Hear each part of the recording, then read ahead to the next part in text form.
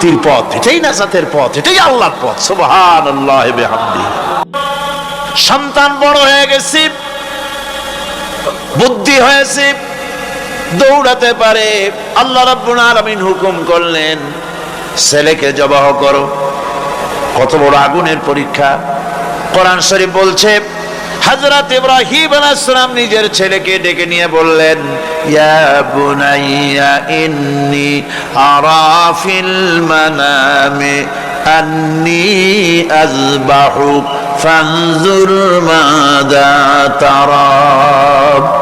হে আমার কলিজার টুকরা সন্তান, আমি স্বপ্নে দেখেছি যেন আমি তোমাকে জবাহ করতেছি, তোমার রায় কি, তোমার মত কি আমারে শোনাও।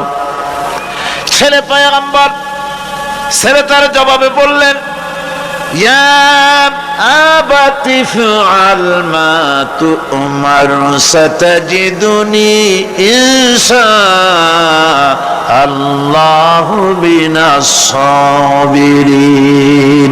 হে আমার আব্বাজান, আপনি যে ব্যাপারে স্বপ্নের ভিতর আদিষ্ট হয়েছেন আপনি তা কার্যকরী করুন। আমাকে এতটুকু অধৈর্যের মধ্যে পাবেন না, আমাকে ধৈর্যশীলদের মধ্যে পাবেন। আমারে আপনি আল্লাহর হুকুম পালন করেন। আল্লাহ পাক শোনাচ্ছেন, ফালাম্মা আসলামা ওয়া তাল্লাহু লিল জাবিন। পিতা পুত্র দুজনই রাজি হয়ে গেল। পিতা তার ছেলেকে কাঁধ করে গলার উপরে ছুরি ধরেছেন। আল্লাহ রাব্বুল আলামিন ইসমাইল জবাহ হোক, এটা আল্লাহ চান নাই, আল্লাহ চেয়েছেন পরীক্ষা করতে। পরীক্ষায় ইব্রাহিম পাস হয়ে গেলেন। আল্লাহ পাক বলছেন, ওয়ানাদাইনাহু আইয়া ইব্রাহিম قد صدقت الرؤيا إنا كذلك نجزي المحسنين। আমি ইব্রাহিমকে ডেকে বললাম, ইব্রাহিম তুমি তোমার স্বপ্নকে বাস্তবে রূপ দিয়েছো, আর এভাবেই করি আমি মুহসিনদেরকে পুরস্কৃত করে থাকি। আল্লাহ পাক খুশি হলেন। আল্লাহ পাক বললেন, ইন্না হাযা লাবালাউল মুবিন। নিঃসন্দেহে এটি একটি বিরাট পরীক্ষা ছিল। ঠিক কি না গণ? আল্লাহ নিজে বলছেন এটা একটি বিরাট পরীক্ষা, আযীম ইমতিহান। সে ইমতিহানে তিনি পাশ করলেন। পরীক্ষায় উত্তীর্ণ হওয়ার জন্য রব্বুল আলামিন পুরস্কার দিয়া দিলেন। আল্লাহ পাক বললেন, সালামুন আলা ইব্রাহিম। পড়েন সবাই, সালামুন আলা ইব্রাহিম। ইব্রাহিমের প্রতি আল্লাহ পাক বললেন, ইব্রাহিমের প্রতি সালাম রইল। সুবহানাল্লাহ বিহামদিহি।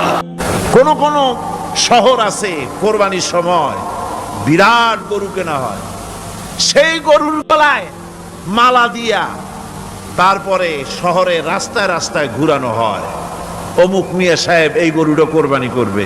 এরকম চিটাগং এ হয় না, অন্য অন্য জেলায় হয়। জি, এখানেই বেশি হয়। তাই? আশ্চর্য কথা। তাহলে তো উচিত, এরকম যদি উদ্দেশ্য হয় তাহলে বড় মিয়া গরুর সাথে একসাথেই হাঁটা উচিত। লোকেরা বুঝুক কোন বড় মিয়া আর কোন বড় গরু। আপনি এটা করলেন কি জন্যে? এই কাজটা তো নিন্দনীয় কাজ। আর প্রতিযোগিতামূলক কোরবানি করা, প্রতিযোগিতামূলক 35,000 টাকার গরু কোরবানি করা হলো, মানে নাই। মানুষকে শুনাইয়া, মানুষকে দেখাইয়া যদি করা হয় কোনো ফল পাওয়া যাবে না।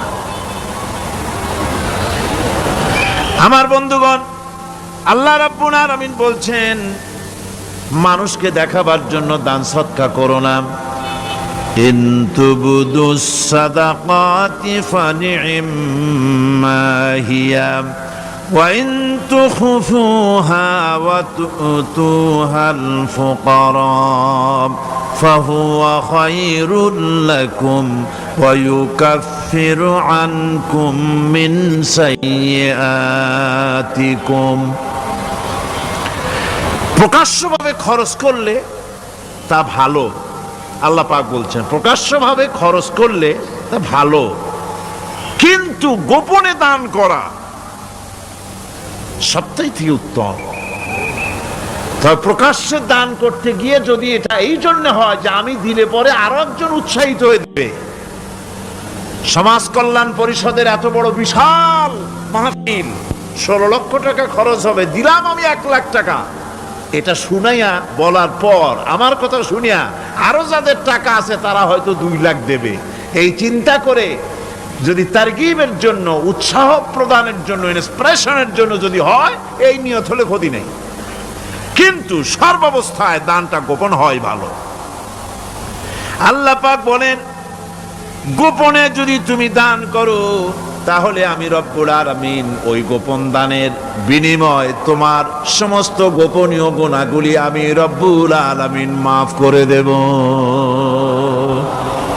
তোমার গোপন গুনাহগুলি মাফ করে দেব। 5 নম্বরে হচ্ছে নির্বোধ আর অজ্ঞ লোকদেরকে প্রয়োজনের অতিরিক্ত টাকা দিবা না। দেখেন ইসলামের কি সুন্দর বিধান। বোকা, নির্বোধ, অজ্ঞ আছে না সমাজে? তুমি মহব্বতে, আল্লাহর মহব্বতে ওর লাগে 500 টাকা দিয়ে দিলা 5000 টাকা, এ তো সর্বনাশ করে ফেলাবে, সে তো খারাপ জায়গায় তা ব্যয় করবে। এই জন্য অজ্ঞ লোকদেরকে, নির্বোধ লোকদেরকে প্রয়োজনের অতিরিক্ত দিতে আল্লাহ নিষেধ করেছেন। তবে আল্লাহর ইচ্ছা হচ্ছে এই যে যত বড় পাপী হোক আর যত বড় খোদাদ্রোহী হোক না কেন, প্রত্যেকের খাওয়া, পড়া, শিক্ষা, চিকিৎসা গ্যারান্টি দিতে হবে। সুবহানাল্লাহ। কোন এর নাম তো আল্লাহ, এর নাম কি? আল্লাহ পাক, যার ভেতরে কোনো কার্পণ্যতা নাই। আল্লাহরে মানলেও আল্লাহ খাইতে দেন, না মানলেও দেন, সকলকেই দেন সমভাবে।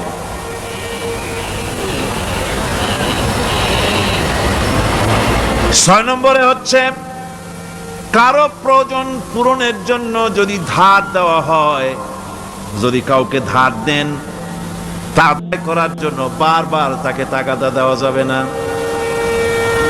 একথা শুনে যারা ঋণগ্রস্ত আছেন তারা আবার এই সুবিধাটা নিয়েন না। সামর্থ্য থাকতে যদি যার কাছ থেকে ধার এনেছেন তাকে যদি কষ্ট দেন, অবশ্যই আল্লাহর কাছে আসামি হতে হবে কিয়ামতের দিন, কোনো সন্দেহ নাই।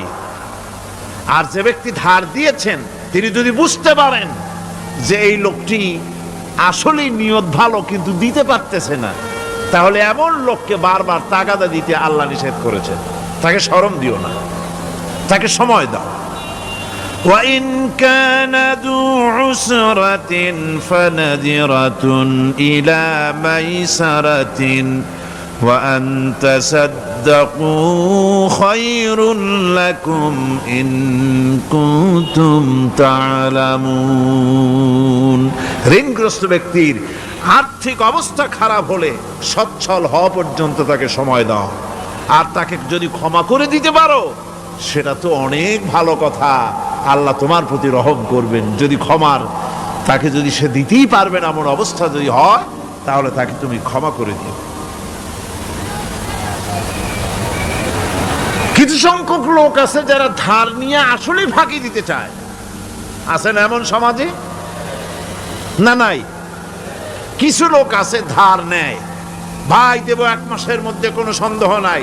6 মাস যায় তারপরেও দেয় না, অন্য কাজ করে, মিটাই, অন্য কাজ মিটায়, কিন্তু এর টাকা পরিশোধ করে না। এরকম লোকও আছে, তারা আল্লাহর কাছে দায়ী হবে। একবার পত্রিকায় দেখেছিলাম কার বাড়িতে কার্টুন দিয়েছে, বাড়িতে বিরাট সাইনবোর্ড লাগাইছে কুকুর হইতে সাবধান। তার বন্ধু বলছে ভাই তুমি কুকুর কিনলে কবে? কয় যে না কুকুর কিনি নাই, সাইনবোর্ড লাগাইছি পাওনাদারদেরকে ঠেকাবার জন্য, যাতে সহজে বাড়ির মধ্যে না ঢোকে। এই চালাকিটা আর কেউ বুঝুক আর না বুঝুক, আল্লাহ পাক তো খুব ভালো করেই বোঝেন। 7 নম্বরের কথা হলো দান করার ব্যাপারে, যে আপনি দান করতে করতে যা আছে সব ফতুর করে ফেলাবেন, এটা কিন্তু ইসলাম চায় না। আপনার সন্তান সন্ততিকে বঞ্চিত করে স্ত্রী পুত্রকে বঞ্চিত করে সমানে দান করবেন, ঘরে না খায়া থাকবেন, এই অবস্থা যেন না হয়। খরচ করবেন কি? আল্লাহ পাক বলছেন وَيَسْأَلُونَكَ مَاذَا يُنْفِقُونَ قُلِ الْعَفْوَ। নবী আপনাকে প্রশ্ন করা হয় কি খরচ করব, আপনি বলুন প্রয়োজনের অতিরিক্ত জিনিস যেটা আছে সেটাই আল্লাহর জন্য খরচ করে দাও। তোমার প্রয়োজন যখন মিটে গেছে, ব্যাংকের মধ্যে অসংখ্য টাকা জমা রাখা খালি গুনতেছে বসে বসে, তা না করে অভাবগ্রস্ত মানুষদের প্রয়োজন মিটাও। খরচ করার ভিতরে আর খরচ না করার ভিতরে ভারসাম্য রক্ষা করতে হবে। ولا تجعل يدك مغلولة إلى عنقك ولا تبسطها كل البسط فتقعد ملوما محسورا। তোমাদের দানের হাত গুটায় একেবারে গলার সাথে বেঁধে রেখো না, আবার এমন বেশি ছেড়েও দিও না, কারণ এর ফলে তোমাকে অনুতপ্ত হওয়া লাগতে পারে, কার্পণ্যতাও না হয় আর দ্বিতীয় জমের মতো দিয়ে আর সব ফতুরু না হয়ে যাও। দুটোর মধ্যে ব্যালেন্স হতে হবে। আর ৮ নম্বরে কথা হচ্ছে এই যেই দানের উপযুক্ত কারা। আপনি তো যাকাত দিবেন কাদেরে, সে কথা আল্লাহ বলে দিয়েছেন, আগে বলা হয়েছে না? কয়টা খাতে দিবেন? মাশাআল্লাহ, মনে আছে আপনাদের। আর এমনি সাধারণ দান সাদকা কাদেরকে দিবেন, উপযুক্ত পাত্র কারা, তার একটা লিস্ট আল্লাহ দিচ্ছেন। وَبِالْوَالِدَيْنِ إِحْسَانًا وَبِذِي الْقُرْبَى وَالْيَتَامَى وَالْمَسَاكِينِ وَالْجَارِ ذِي الْقُرْبَى। নিজের পিতামাতা, নিকট আত্মীয়, ইয়াতীম, মিসকিন এবং আত্মীয় প্রতিবেশী তাদেরকে দিবে। আমি কিন্তু এখন যাকাতের কথা বলছি না, মা বাপকে যাকাত দেওয়া যাবে না। এটা হচ্ছে দান, সহযোগিতা করা, ইহসান করা। এই ইহসান মা বাপকে, প্রতিবেশী আত্মীয় যারা, মিসকিন যারা, এতিম যারা, অনাত্মীয় প্রতিবেশী যারা, চলার সাথী, প্রবাসী এবং নিজের চাকর চাকরানি যা কিছু আছে, এ সকলকেই এই সাহায্য করতে হবে, এ কথা আল্লাহ বলে দিয়েছেন। এবং আমরা যে আয়াত আলোচনা করতেছি সে আয়াতের ভিতরেও এই ফেরেশতা আল্লাহ পাক বলে দিয়েছেন। আল্লাহর রাস্তায় যারা দান করবে তাদের সম্পর্কে আল্লাহ বলছেন এখন, মাসালুল লাযীনা ইউনফিকুনা আমওয়ালাহুম ফি সাবিলিল্লাহি কামাসালি হাব্বা। আল্লাহর রাস্তায় খরচ করা এর দৃষ্টান্ত হলো একটা দানার মতো, যেই দানাটা থেকে 7টা ডাল বেরিয়ে গেল। ফি কুল্লি সুমবালাতিন মিআতু হাব্বা, একটা দানা থেকে 7টা ডাল বেরোলো, এক একটা ডালে 100 করে দানা হলো, সব মিলাইয়া 700 দানা হয়ে গেল। ওয়াল্লাহু ইউদাইফু লিমান ইয়াশা ওয়াল্লাহু ওয়াসিউন আলীম।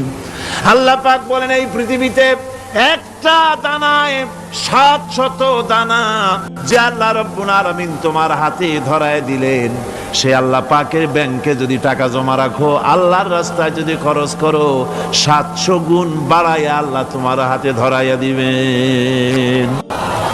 আল্লাহু ইউদাইফু লিমান ইয়াশা, আর আল্লাহ ইচ্ছে করলে এর থেকেও বেশি তোমাকে দান করবেন। সুবহানাল্লাহ, কোন জোরে। আর এই দান করতে হবে মরার আগে। কোন সময় দেবেন কোন? আমার দেশে বহু মুসলমান আছে যারা বলে, হুজুর আসি আপনাদের পিছনে, যা বলেন আসি, জীবন দিয়া দেব। এরা খুব চালাক, জীবন দিতে চায়, মাল দিতে চায় না। আল্লাহ তো আগে জীবন চায় নাই। আল্লাহ আগে কি চেয়েছেন? কন্যা আল্লাহ আগে কি চেয়েছেন? আল্লাহ চেয়েছেন মাল। وَتُجَاهِدُونَ فِي سَبِيلِ اللَّهِ بِأَمْوَالِكُمْ وَأَنفُسِكُمْ। আল্লাহ পাক বলেন জিহাদ করো আমার রাস্তায় মাল দিয়ে আর জান দিয়ে। মাল দাও আগে, মাল না দিয়া যদি আগে মরে যাও মালটা তো থেকেই গেল। সুতরাং মাল আগে আমার রাস্তায় দাও। দেবা কখন? মরার আগে দাও। وَأَنفِقُوا مِمَّا رَزَقْنَاكُم مِّن قَبْلِ أَن يَأْتِيَ أَحَدَكُمُ الْمَوْتُ। আমার রাস্তায় খরচ করো মৃত্যু আসার আগে। فَيَقُولَ رَبِّ لَوْلَا أَخَّرْتَنِي إِلَى أَجَلٍ قَرِيبٍ। যদি মরার আগে না দাও, মৃত্যুর সময়, মৃত্যু যখন এসে গেল সেই সময় যদি বলো, অনুশোচনা যদি করো, আহারে যদি আমি সময় পাইতাম, একটু খানিক যদি সময় দিতে আল্লাহ, একটু সময় আমারে যদি দাও, ফাসাদ্দাকা ওয়া আকুম মিনাস সলিহিন। দান সদকা করব, সব আল্লাহর রাস্তায় দিয়ে দেব, আর আমি সালেহ বান্দাদের মধ্যে শামিল হয়ে যাব। আল্লাহ একটু সময় আমারে দাও। আল্লাহ পাক বলছেন ওয়ালা ইউআখিরাল্লাহু নাফসান ইযা জাআ আজালুহা আল্লাহু খাবীরুম বিমা তা'মালুন। মৃত্যুর নির্ধারিত সময় আসলে এক সেকেন্ড আগে পাশে করা হবে না। সুতরাং মৃত্যুর আগে খরচ করো। আপনি মনে করবেন যে আপনি মরে গেলে পরে আপনার ছেলে মেয়ে আপনার জন্য করবে, খরচ করবে। হ্যাঁ করবে ঠিক, মরার পরে কুলখানির পরে 40, তারপরে শেষ, এরপর আর করবে না। আপনার ছেলে মেয়ে যে আপনার জন্য করবে তার প্রমাণ তো আপনি নিজে। আপনি আপনার ছেলের মেয়ের জন্য কি করেছেন? আপনার মা বাবার জন্য কি করছেন? আপনার মা বাবার জন্য যদি আপনি কিছু না করে থাকেন, আপনার ছেলে মেয়ে আপনার জন্য করবে না। সুতরাং নিজের কাজ নিজে করেন। আপনার পিঠ যদি চুলকায় আর নাতিরে যদি বলেন নাতি পিঠটা চুলকায় দাও, সে যে জায়গা চুলকাবে আপনি করবেন উত্তর দিকে, সে উত্তর দিকে, দক্ষিণ দিকে, উপরে, নিচে, পিঠে, পাছার কাছে। যে জায়গায় আঙ্গুল দেবে আপনি করবেন ওখানে না, আবার আরেকটু উপরে দাও, আরেকটু পাশে দাও, জায়গা মতো পড়বেই না। আর কষ্ট করে নিজের হাতটা যদি পৌঁছাইতে পারেন জায়গা মতো পড়ে, একবার চুলকানি মারলেই চুলকানি শেষ। ঠিক কিনা? সুতরাং আপনি অন্যের উপরে ভরসা না করে নিজের খরচ নিজেই করে যান, নিজের কাজ নিজে করে যান, আল্লাহর রাস্তায় খরচ করে যান, বেশি পরিমাণে খরচ করেন। যত খরচ করবেন আল্লাহ রাব্বুল আলামিন রাজি হয়ে যাবে। কোন সুবহানাল্লাহ। যাকাত কোথায় কোথায় ব্যয় করবেন, কারে কারে দিবেন? আল্লাহ রাব্বুল আলামিন বলেন ইন্নামাস সাদাকাতু লিল ফুকারা'i ওয়াল মাসাকিনি ওয়াল আমিলিনা আলাইহা ওয়াল মুআল্লাফাতি কুলুবুহুম ওয়া ফির রিকাব والغارمين وفي سبيل الله وابن السبيل فريضة من الله والله عليم حكيم। সূরা তাওবার মধ্যে আল্লাহ পাক যাকাত কোথায় কোথায় দিবেন খাতগুলি আল্লাহ বলে দিচ্ছেন। কোন আলহামদুলিল্লাহ। যেখানে সেখানে যাকাত দেওয়া যাবে না। যাকাতের জন্য খাত হচ্ছে 8টা। যাকাতের জন্য খাত কয়টা? 8টা। 8টি খাতে আপনার যাকাতের টাকা আপনি ব্যবহার করবেন, ব্যয় করবেন। প্রথম দিবেন ফকিরদেরকে। প্রথম দিবেন কাদেরকে? ফকির। ফকির কারা? ফকির হচ্ছে নিজের জীবন জীবিকায় অন্যের মুখাপেক্ষী। তারপরে শিশু, এতিম, বিধবা। জীবন চালানো খুবই কষ্টকর। অভাবগ্রস্ত লোক, এরা হচ্ছে ফকির। আর মিসকিন হচ্ছে যারা নিজেদের প্রয়োজন উপযোগী অর্থ উপার্জন করার সামর্থ্য নাই, আর মানুষের কাছে আত্মমর্যাদার কারণে হাত পাততেও পারে না। এক কথায় এক গরিব ভদ্রলোক। আল্লাহ কোরআন শরীফ বলেছেন যে এদের চেহারা দেখে বুঝো জ্বর পেটে খাবার নাই, অথবা সে অসুবিধায় আছে। চেহারা দেখে বুঝে তাকে সাহায্য করো। সে এমন শরীফ মানুষ আছে না আমাদের সমাজে, লোক এরকম আছে না? আছে কি না? ঘরের মধ্যে 3 দিনও রান্না হয় নাই, কিন্তু দাড়ি টাড়ি সুন্দর করে আশ্রয়া জামাটা পরিপাটি করে গায়ে দিয়ে বেরোচ্ছে, কারোর কাছে হাত পাতে না। তার সরাপথে তার ভদ্রতায় বাঁধে,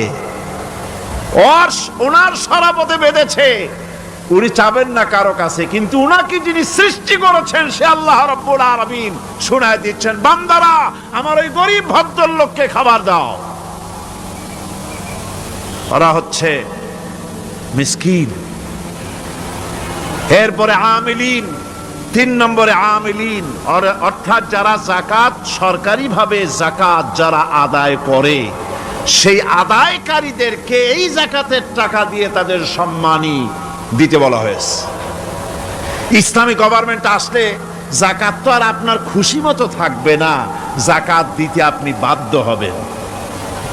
যাকাত দিতে আপনি বাধ্য হবেন। যাকাত আদায় করবে গভর্নমেন্ট। কে আদায় করবে? গভর্নমেন্ট আদায় করবে, আর গভর্নমেন্ট ডিস্ট্রিবিউট করবে।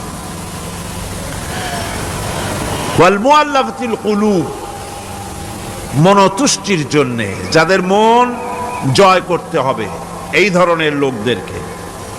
ওয়ার রিকাব, আর গলদেশের মুক্তিদানের জন্য।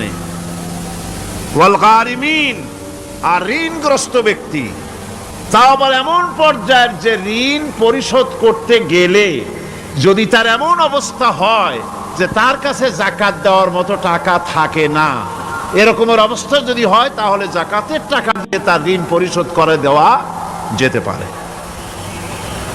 ফি সাবিলিল্লাহ। এরপরে হচ্ছে জিহাদের রাস্তায়। জিহাদের রাস্তা মানে জিহাদ যখন শুরু হবে সেই জিহাদের ময়দানে আপনি বন্দুক রাইফেল কিনে দেওয়ার সাহায্য করবেন, সেটা নয়। কিন্তু শুধু এটাকেই বোঝানো হয় নাই।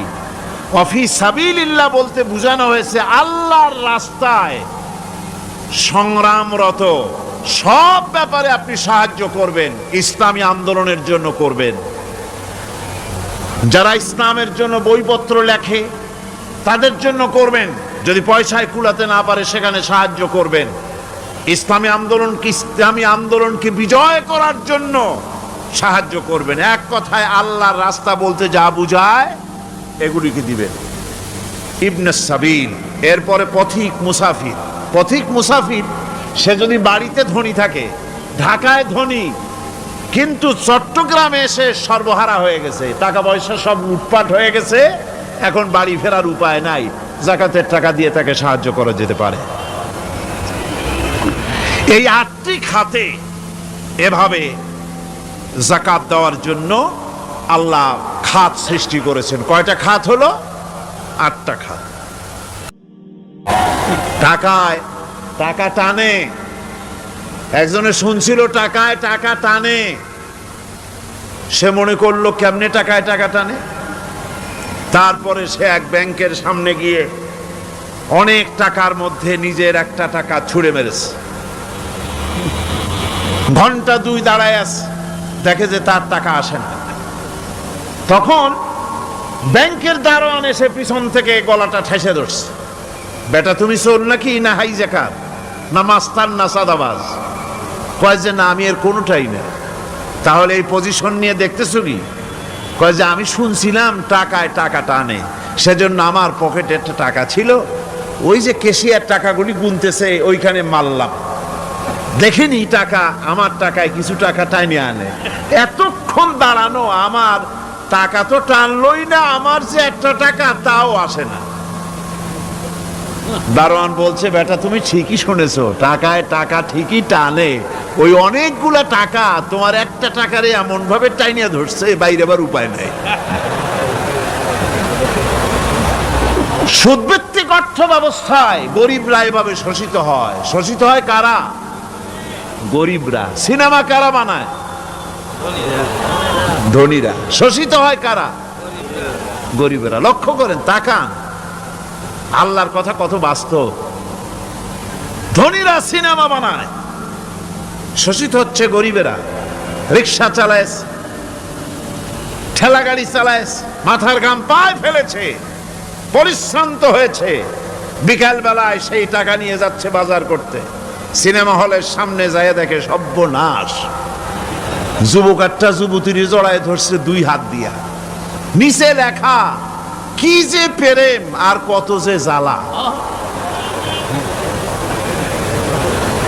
বেচারা গরিব মানুষ মাথা গরম হয়ে গেছে এটা দেখিয়া, যে বাইরে যদি এত জ্বালা, ভিতরে না জানি কত মজা।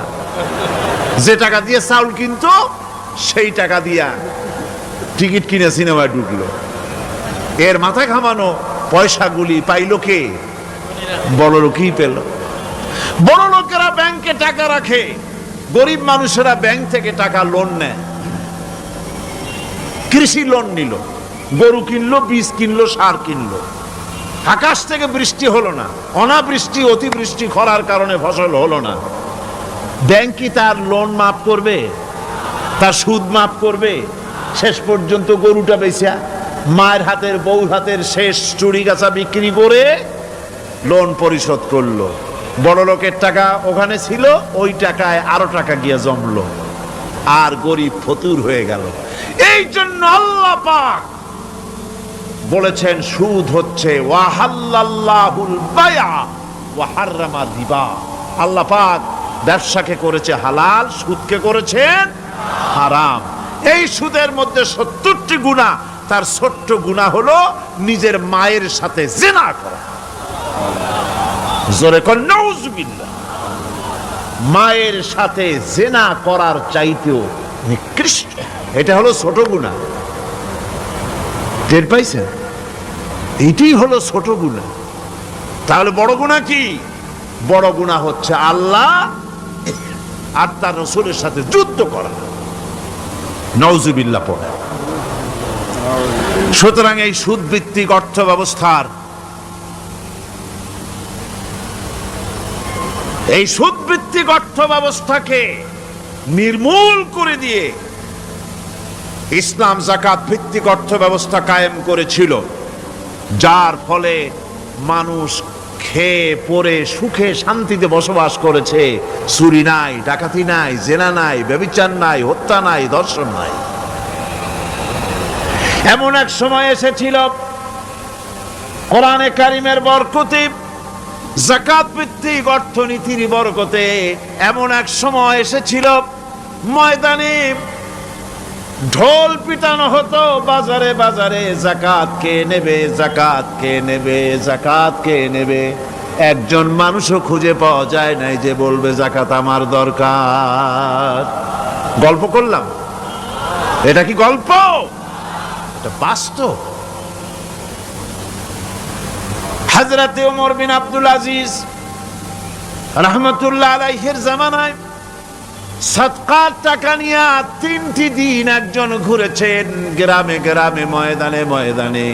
একটা গরিব খুঁজতেছেন সদকার টাকা দেবে, গরিব খুঁজে পাওয়া যায় না। ক্লান্ত শ্রান্ত হয়ে মরুদ্যানের ভিতরে আরাম করতেছেন, এমন সেখানে আর একটা লোক আসছে, ধুলা মলিন বড় একটা বস্কা তার সাথে। এই লোকটি তার কাছে গিয়ে বলছে, ভাই আল্লাহ আপনারে আমারে মিলাই দিছে, 3 দিন পর্যন্ত ঘুরেছি কিছু সদকার টাকা নিয়ে, এত বড় দেশের এত জায়গা ঘুরলাম, একটা গরিব পাই নাই যে তারে দেব, আল্লাহ আপনারে মিলাই দিছে, নেন এই টাকাগুলা। কয় যে তোমার মাথা খারাপ না স্ক্রু ঢিলা? তুমি কি মনে করছো আমার এই বস্কার মধ্যে ছেঁড়া খাতা? তোমার টোপলায় যে টাকা আছে আমার বস্তায় তার থেকে অনেক বেশি টাকা আছে। তুমি ঘুরতেছো 3 দিন, আমি ঘুরতেছি সপ্তাহকাল, একটা ভিক্ষুক পাই নাই।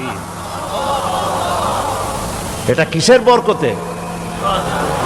ইসলামী অর্থনীতির বরকতে। যখন কিসের বরকতে?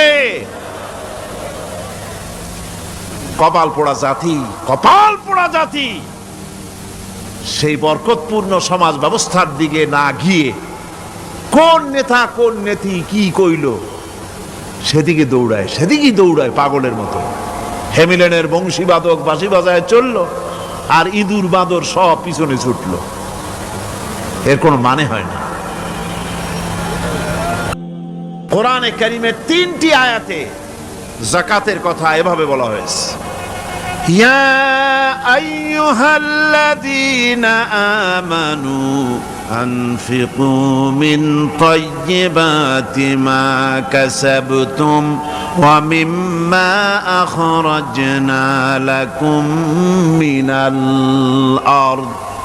হে ইমানদার লোকেরা, তোমরা যে সব পবিত্র অর্থ সম্পদ উপার্জন করো সেগুলি, এবং আমি জমিন থেকে তোমাদের যে ফসল দান করি, ফসল উৎপাদন করে দেই, তার থেকে তোমরা আল্লাহর পথে খরচ করো।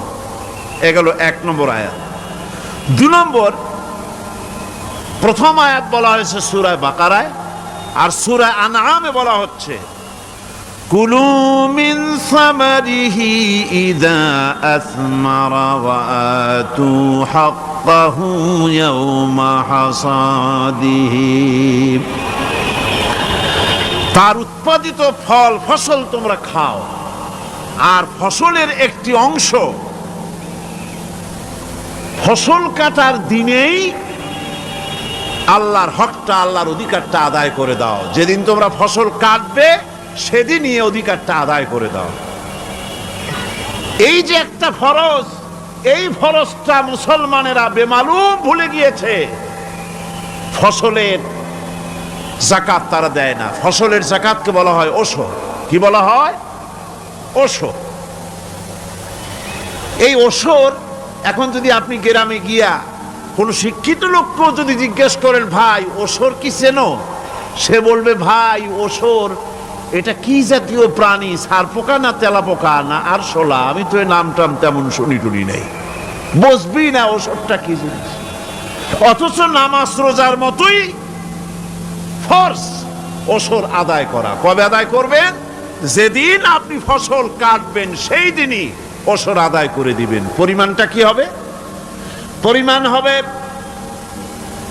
আকাশের বৃষ্টির পানি দিয়ে, আকাশের বৃষ্টির পানি দিয়া যদি ফসল হয় তাহলে দিবেন 10 ভাগের 1 ভাগ। 10 মণ যদি ধান হয়, গম হয়, ডাল হয়, 1 মণ আল্লাহর অধিকার আদায় করে দিবেন। অধিকারটা কার? আল্লাহ কি করবে দিয়া? আল্লাহর অধিকার মানে গরিবের অধিকার, গরিবের হক। এই অধিকারটা আদায় করে দাও। 10 মণ হলে কয় মণ? কি হলে? যদি আকাশের বৃষ্টির পানিতে হয়। আর যদি আপনার সেচের মাধ্যমে হয়, সেচ পরিকল্পনার মাধ্যমে পয়সা খরচ করে পেট্রোল ডিজেল লাগায়া ইঞ্জিন চালাইয়া পানি উঠাইয়া কষ্ট করে ফসল ফলাইছেন, তাহলে আল্লাহ পাক বলছেন 10 মণে 1 মণ দেওয়া লাগবে না, তোমার খরচ হইছে বেশি। বান্দারে, তোমার উপরে আল্লাহ পাক জুলুম করবেন না, এবার 20 মণ হলে তার থেকে 1 মণ দিও। সুবহানাল্লাহ। ওয়ামাল্লাহু বিযাল্লামিল লিল আবিদ। আল্লাহ রাব্বুল আলামিন তার বান্দার উপর জুলুম করেন না। সুবহানাল্লাহ। কোন এইভাবে করে ওশরের যাকাতটা তোমরা ঠিক মতো আদায় করে দিও। ওশরটা দিও, ফসলের ওশর দিও, আর টাকার যাকাত দিয়ে দিও। যারা এটা দিবে না তাদের সম্পর্কে আল্লাহ পাক সূরা তওবার ভিতরে বলেছেন, ওয়াল্লাযীনা ইয়াকনিজুনা আয-যাহাবা ওয়াল ফিদ্দাতা ওয়া লা ইউনফিকুনাহা ফি সাবিলিল্লাহি ফাবাশশিরহুম বিআযাবিন আলীম। যারা নাকি স্বর্ণ এবং রৌপ্যকে সঞ্চয় করে, জমা করে, ওয়ালা ইউনফিকুনাহা ফি সাবিলিল্লাহ, আর আল্লাহর রাস্তায় তা খরচ করে না, ফাবাশশিরহুম বিআযাবিন আলীম, তাদেরকে কঠিন পীড়াদায়ক শাস্তির সুসংবাদ দাও। পীড়াদায়ক শাস্তির কি দাও?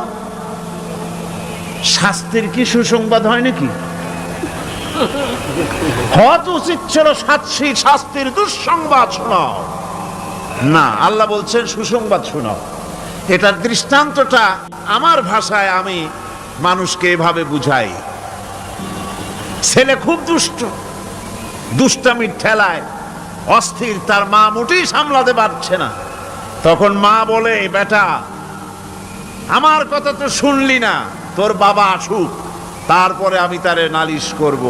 এমন পিট্টি দেবে, মজা টের পাবি। তখন পিট্টি দিলে কি মজা লাগে নাকি? তার মানে শাস্তির তীব্রতা বুঝাবার জন্য বলা হচ্ছে, মজাটা টের পাবা। আল্লাহ রাব্বুল আলামিন বলছেন, কঠিন পীড়াদায়ক শাস্তির সুসংবাদ ওদের দাও, সোনা রূপা যারা জমা করে রাখে, যাকাত দেয় না, আল্লাহর রাস্তায় খরচ করে না। সোনা এখন পুরুষেরও ব্যবহার করা আরম্ভ করছে। অবশ্য চিটাগংয়ে এমন কাম শুরু হয় নাই। ছাত্র, শিক্ষক, অফিসার গলা একটা সোনার চেন, শীতের দিনেও সামনের বোতাম খুলে রাখে যাতে চেনটা সকলে দেখে। মিয়া সাহেব, এটা সোনার চেন না, জাহান্নামের আগুনের শিকল পড়েছ। পুরুষের জন্য এক রত্তি সোনাও হারাম। তোমার শরীরের সৌন্দর্য বাড়াবার জন্য স্বর্ণ ব্যবহার করতে পারবা না। স্বর্ণরৌপ্য জমা করলো আর আল্লাহর রাস্তায় খরচ করলো না। রব্বুল আলামিন বলেন, ইয়াউমা ইউহমা আলাইহা ফি নারি জাহান্নামা ফাতুকওয়া বিহা জিবাহুহুম ওয়া জুনুবুহুম ওয়া যুহুরুহুম। একদিন আসবে এমন, যেদিন এই সঞ্চিত ধনরাশি, সোনা দানাগুলি জাহান্নামের আগুন দিয়ে জ্বালানো হবে। আর জাহান্নামের আগুন দিয়ে জ্বালায়া এইগুলি দিয়ে তার পিঠের উপরে আর পাঁজরে সিল মারা হবে জাহান্নামের আগুন দিয়া। বলা হবে, হাদা মা কানাজতুম লিআনফুসিকুম ফাযুকু মা কুনতুম তাকনিজুন। মজা চাখো, স্বাদ গ্রহণ করো। এ হলো তোমার সেই সঞ্চিত সম্পদ, সঞ্চিত ধনরাশি যা তুমি জমা করেছো আর আল্লাহর রাস্তায় খরচ করনি। এখন এর শাস্তি গ্রহণ করো। সুতরাং সঞ্চয় জমা করা, সঞ্চয় করা, মাল জমা করা এক শ্রেণীর লোক আছে। আল্লাহ পাক বলছেন, আল্লাযী জামা মালান ওয়া আদ্দাদা। মাল জমা করে আর মোছে তেল মাখে। টেলিফোন করে, হ্যালো, সোনালী ব্যাংকের ম্যানেজার সাহেব নাকি? বলে, হ্যাঁ, দেখুন তো আমার ব্যালেন্সটা কত। উনি বললেন, বল্টু সাহেব, আপনার ব্যালেন্স হচ্ছে 50,77,372 টাকা 79 পয়সা। তখন মোজ ঘষে, আতর লাগায়, তেল মাখে আর মনে মনে আনন্দ হয়, আরো কিছু জমা করতে পারলেই তো কঠিন কোটায় পৌঁছে যাব। আল্লাযী জামা মালান ওয়া আদ্দাদা। মাল জমা করে আর গুনতে থাকে, আল্লাহর রাস্তায় খরচ করে না। আল্লাহ রাব্বুল আলামিন বলছেন, খুয মিন আমওয়ালিহিম সাদাকাতান তুতাহহিরুহুম ওয়া তুযাক্কিহিম বিহা। তাদের অর্থ সম্পদ থেকে যাকাত উসুল করে তাদেরকে পবিত্র করে দাও। যাকাত আদায় করার মানি হলো তার সম্পদগুলি পাক হয়ে গেল। কোন আলহামদুলিল্লাহ, সম্পদ পাক হয়ে গেল, পবিত্র হয়ে গেল। আর যেই সম্পদের যাকাত দেওয়া হয় না, আল্লাহর রাস্তায় খরচ করা হয় না, তা সম্পূর্ণরূপে অপবিত্র, নাপাক। কি পরিমাণ সম্পদের নিসাবটা কেমন হবে? নিসাব হবে 52.5 তোলা রৌপ্য যদি আপনার কাছে থাকে, আপনি বাজার দর হিসাবে যাকাত দিবেন। স্বর্ণ 7.5 তোলা পর্যন্ত যদি হয়ে যায়, তাহলে অবশ্যই বাজার দর হিসাবে প্রতি বছর তার যাকাত দিবেন। ছাগল যদি 40টা থাকে, যাকাত দিবেন। গরু যদি 30টা থাকে, তাহলে যাকাত দিবেন। যাকাতের মাসলাটা খুবই কঠিন, যেখানে সেখানে গিয়ে জিজ্ঞেস করে এর জবাব পাওয়া সুকঠিন হয়ে যাবে। এই জন্য মাল পবিত্র করার জন্য, জাহান্নামের কঠিন শাস্তি থেকে বাঁচার জন্য আমি আপনাদেরকে উপদেশ দেব, সাজেশন করব, পরামর্শ দেব একটা বই পড়ার জন্য। বইটা লেখক হচ্ছেন আল্লামা ইউসুফ আল কারজাবি। বর্তমান আসরে, এই বর্তমান বিশ্বের একজন সাহসী মুফাক্কির ইসলাম, কাতার ইউনিভার্সিটির শরিয়া ফ্যাকাল্টির ডিন। তার লেখা ফিকহুজ যাকাত, বিশাল এই আরবি গ্রন্থের অনুবাদ করেছেন অনুবাদ রাজ্যের রাজা। এদেশে ইসলামী আন্দোলনের, এই ভূখণ্ডের পুরোধা ইসলামী আন্দোলনের বর্তমান সব নেতাদের ওস্তাদ আল্লামা হযরত মাওলানা আব্দুর রহিম সাহেব রাহিমাহুল্লাহ। আল্লাহ তাকে জান্নাতুল ফেরদাউসের মেহমান বানায় নিক, জোরে কোন আমিন। তিনি এটার অনুবাদ করেছেন। ইসলামে যাকাতের বিধান, ইসলামে, নামটা মনে রাখেন, ইসলামে যাকাতের বিধান। ইসলামী ফাউন্ডেশন বইটা বের করেছে, এত বড় 2টি খণ্ড। এই বইটি আপনারা সংগ্রহ করবেন। আল্লাহ রাব্বুল আলামিনকে জানতে চায়, চিনতে চায়, তার পদ্ধতি হচ্ছে তার সৃষ্টিকে জানা। তার সৃষ্টির মাধ্যমে তাকে চেনা যাবে। আল্লাহ পাক বলেন, আল্লাযীনা ইয়াযকুরুনাল্লাহা কিয়ামান ওয়া কুউদান ওয়া আলা জুনুবিহিম ওয়া ইয়াতাফাক্কারুনা ফী খালকিস সামাওয়াতি ওয়াল আরদ রাব্বানা মা খালাকতা হাযা বাতিলা সুবহানাকা ফাকিনা আযাবান নার। আল্লাযীনা ইয়াযকুরুনাল্লাহা কিয়ামান ওয়া কুউদান ওয়া আলা জুনুবিহিম, যারা দাঁড়িয়ে, বসে, শুয়ে, এক কথায় সর্বাবস্থায় যারা আল্লাহ পাককে স্মরণ করে, তার আকাশ এবং জমিন সৃষ্টির ব্যাপারে চিন্তা ভাবনা করে, রাত এবং দিনের পরিবর্তনের চিন্তা করে, তার সৃষ্টি নৈপুণ্যতা নিয়ে যারা গবেষণা করে, তারাই হচ্ছে আল্লাহ পাকের খাঁটি বান্দা।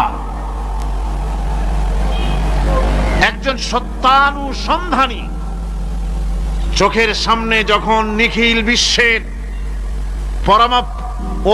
পরমাণু থেকে শুরু করে সূর্য, চন্দ্র, গ্রহ, নক্ষত্র, বিশাল আকাশ পর্যন্ত, গাছপালা, তরুলতা, সমুদ্র, মহাসমুদ্র, পশু পক্ষী ইত্যাদি যখন তার নজরে পড়ে, তখন একজন সত্যের অনুসারী ব্যক্তি, একজন সত্যের অনুসন্ধানী ব্যক্তি, তার মুখ থেকে বেসাক্তা, স্বতঃস্ফূর্ত ভাবে, নিজের অজান্তে মুখ থেকে যে শব্দটা বেরোয়, সে শব্দটা হচ্ছে আলহামদুলিল্লাহি রাব্বিল আলামিন। সমস্ত প্রশংসা হচ্ছে ওই আল্লাহ পাকের, যিনি এগুলিকে সৃষ্টি করেছেন। আর তিনি কোনো কিছুকেই বেকার সৃষ্টি করেন নাই, খামোখা সৃষ্টি করেন নাই। প্রত্যেকটির পেছনে রয়েছে বিরাট বিরাট উদ্দেশ্য। এখানে মানুষের সবচাইতে বড় ভ্রান্তি, মানুষের সবচাইতে বড় ভুল, সেটা হলো এই, দুর্ভাগ্যজনক ভাবে সকল সৌন্দর্যের মহাশিল্পী আল্লাহ পাককে মানুষ ভুলে যায়। তারা প্রশংসা করে নদীর, প্রশংসা করে নারীর অঙ্গ প্রত্যঙ্গ নিয়ে তারা কবিতা লেখে, নারীর সৌন্দর্য নিয়ে কবিতা লেখে।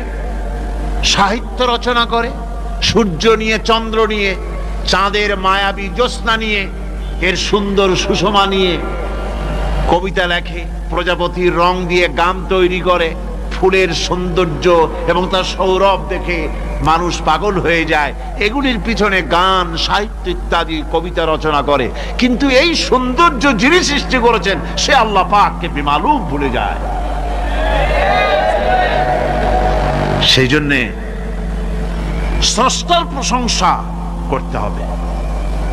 আল্লাহ পাক শিখাচ্ছে, শুরুতেই শিখাচ্ছে আলহামদুলিল্লাহি রাব্বিল আলামিন। পড়েন সবাই, আলহামদুলিল্লাহি রাব্বিল আলামিন।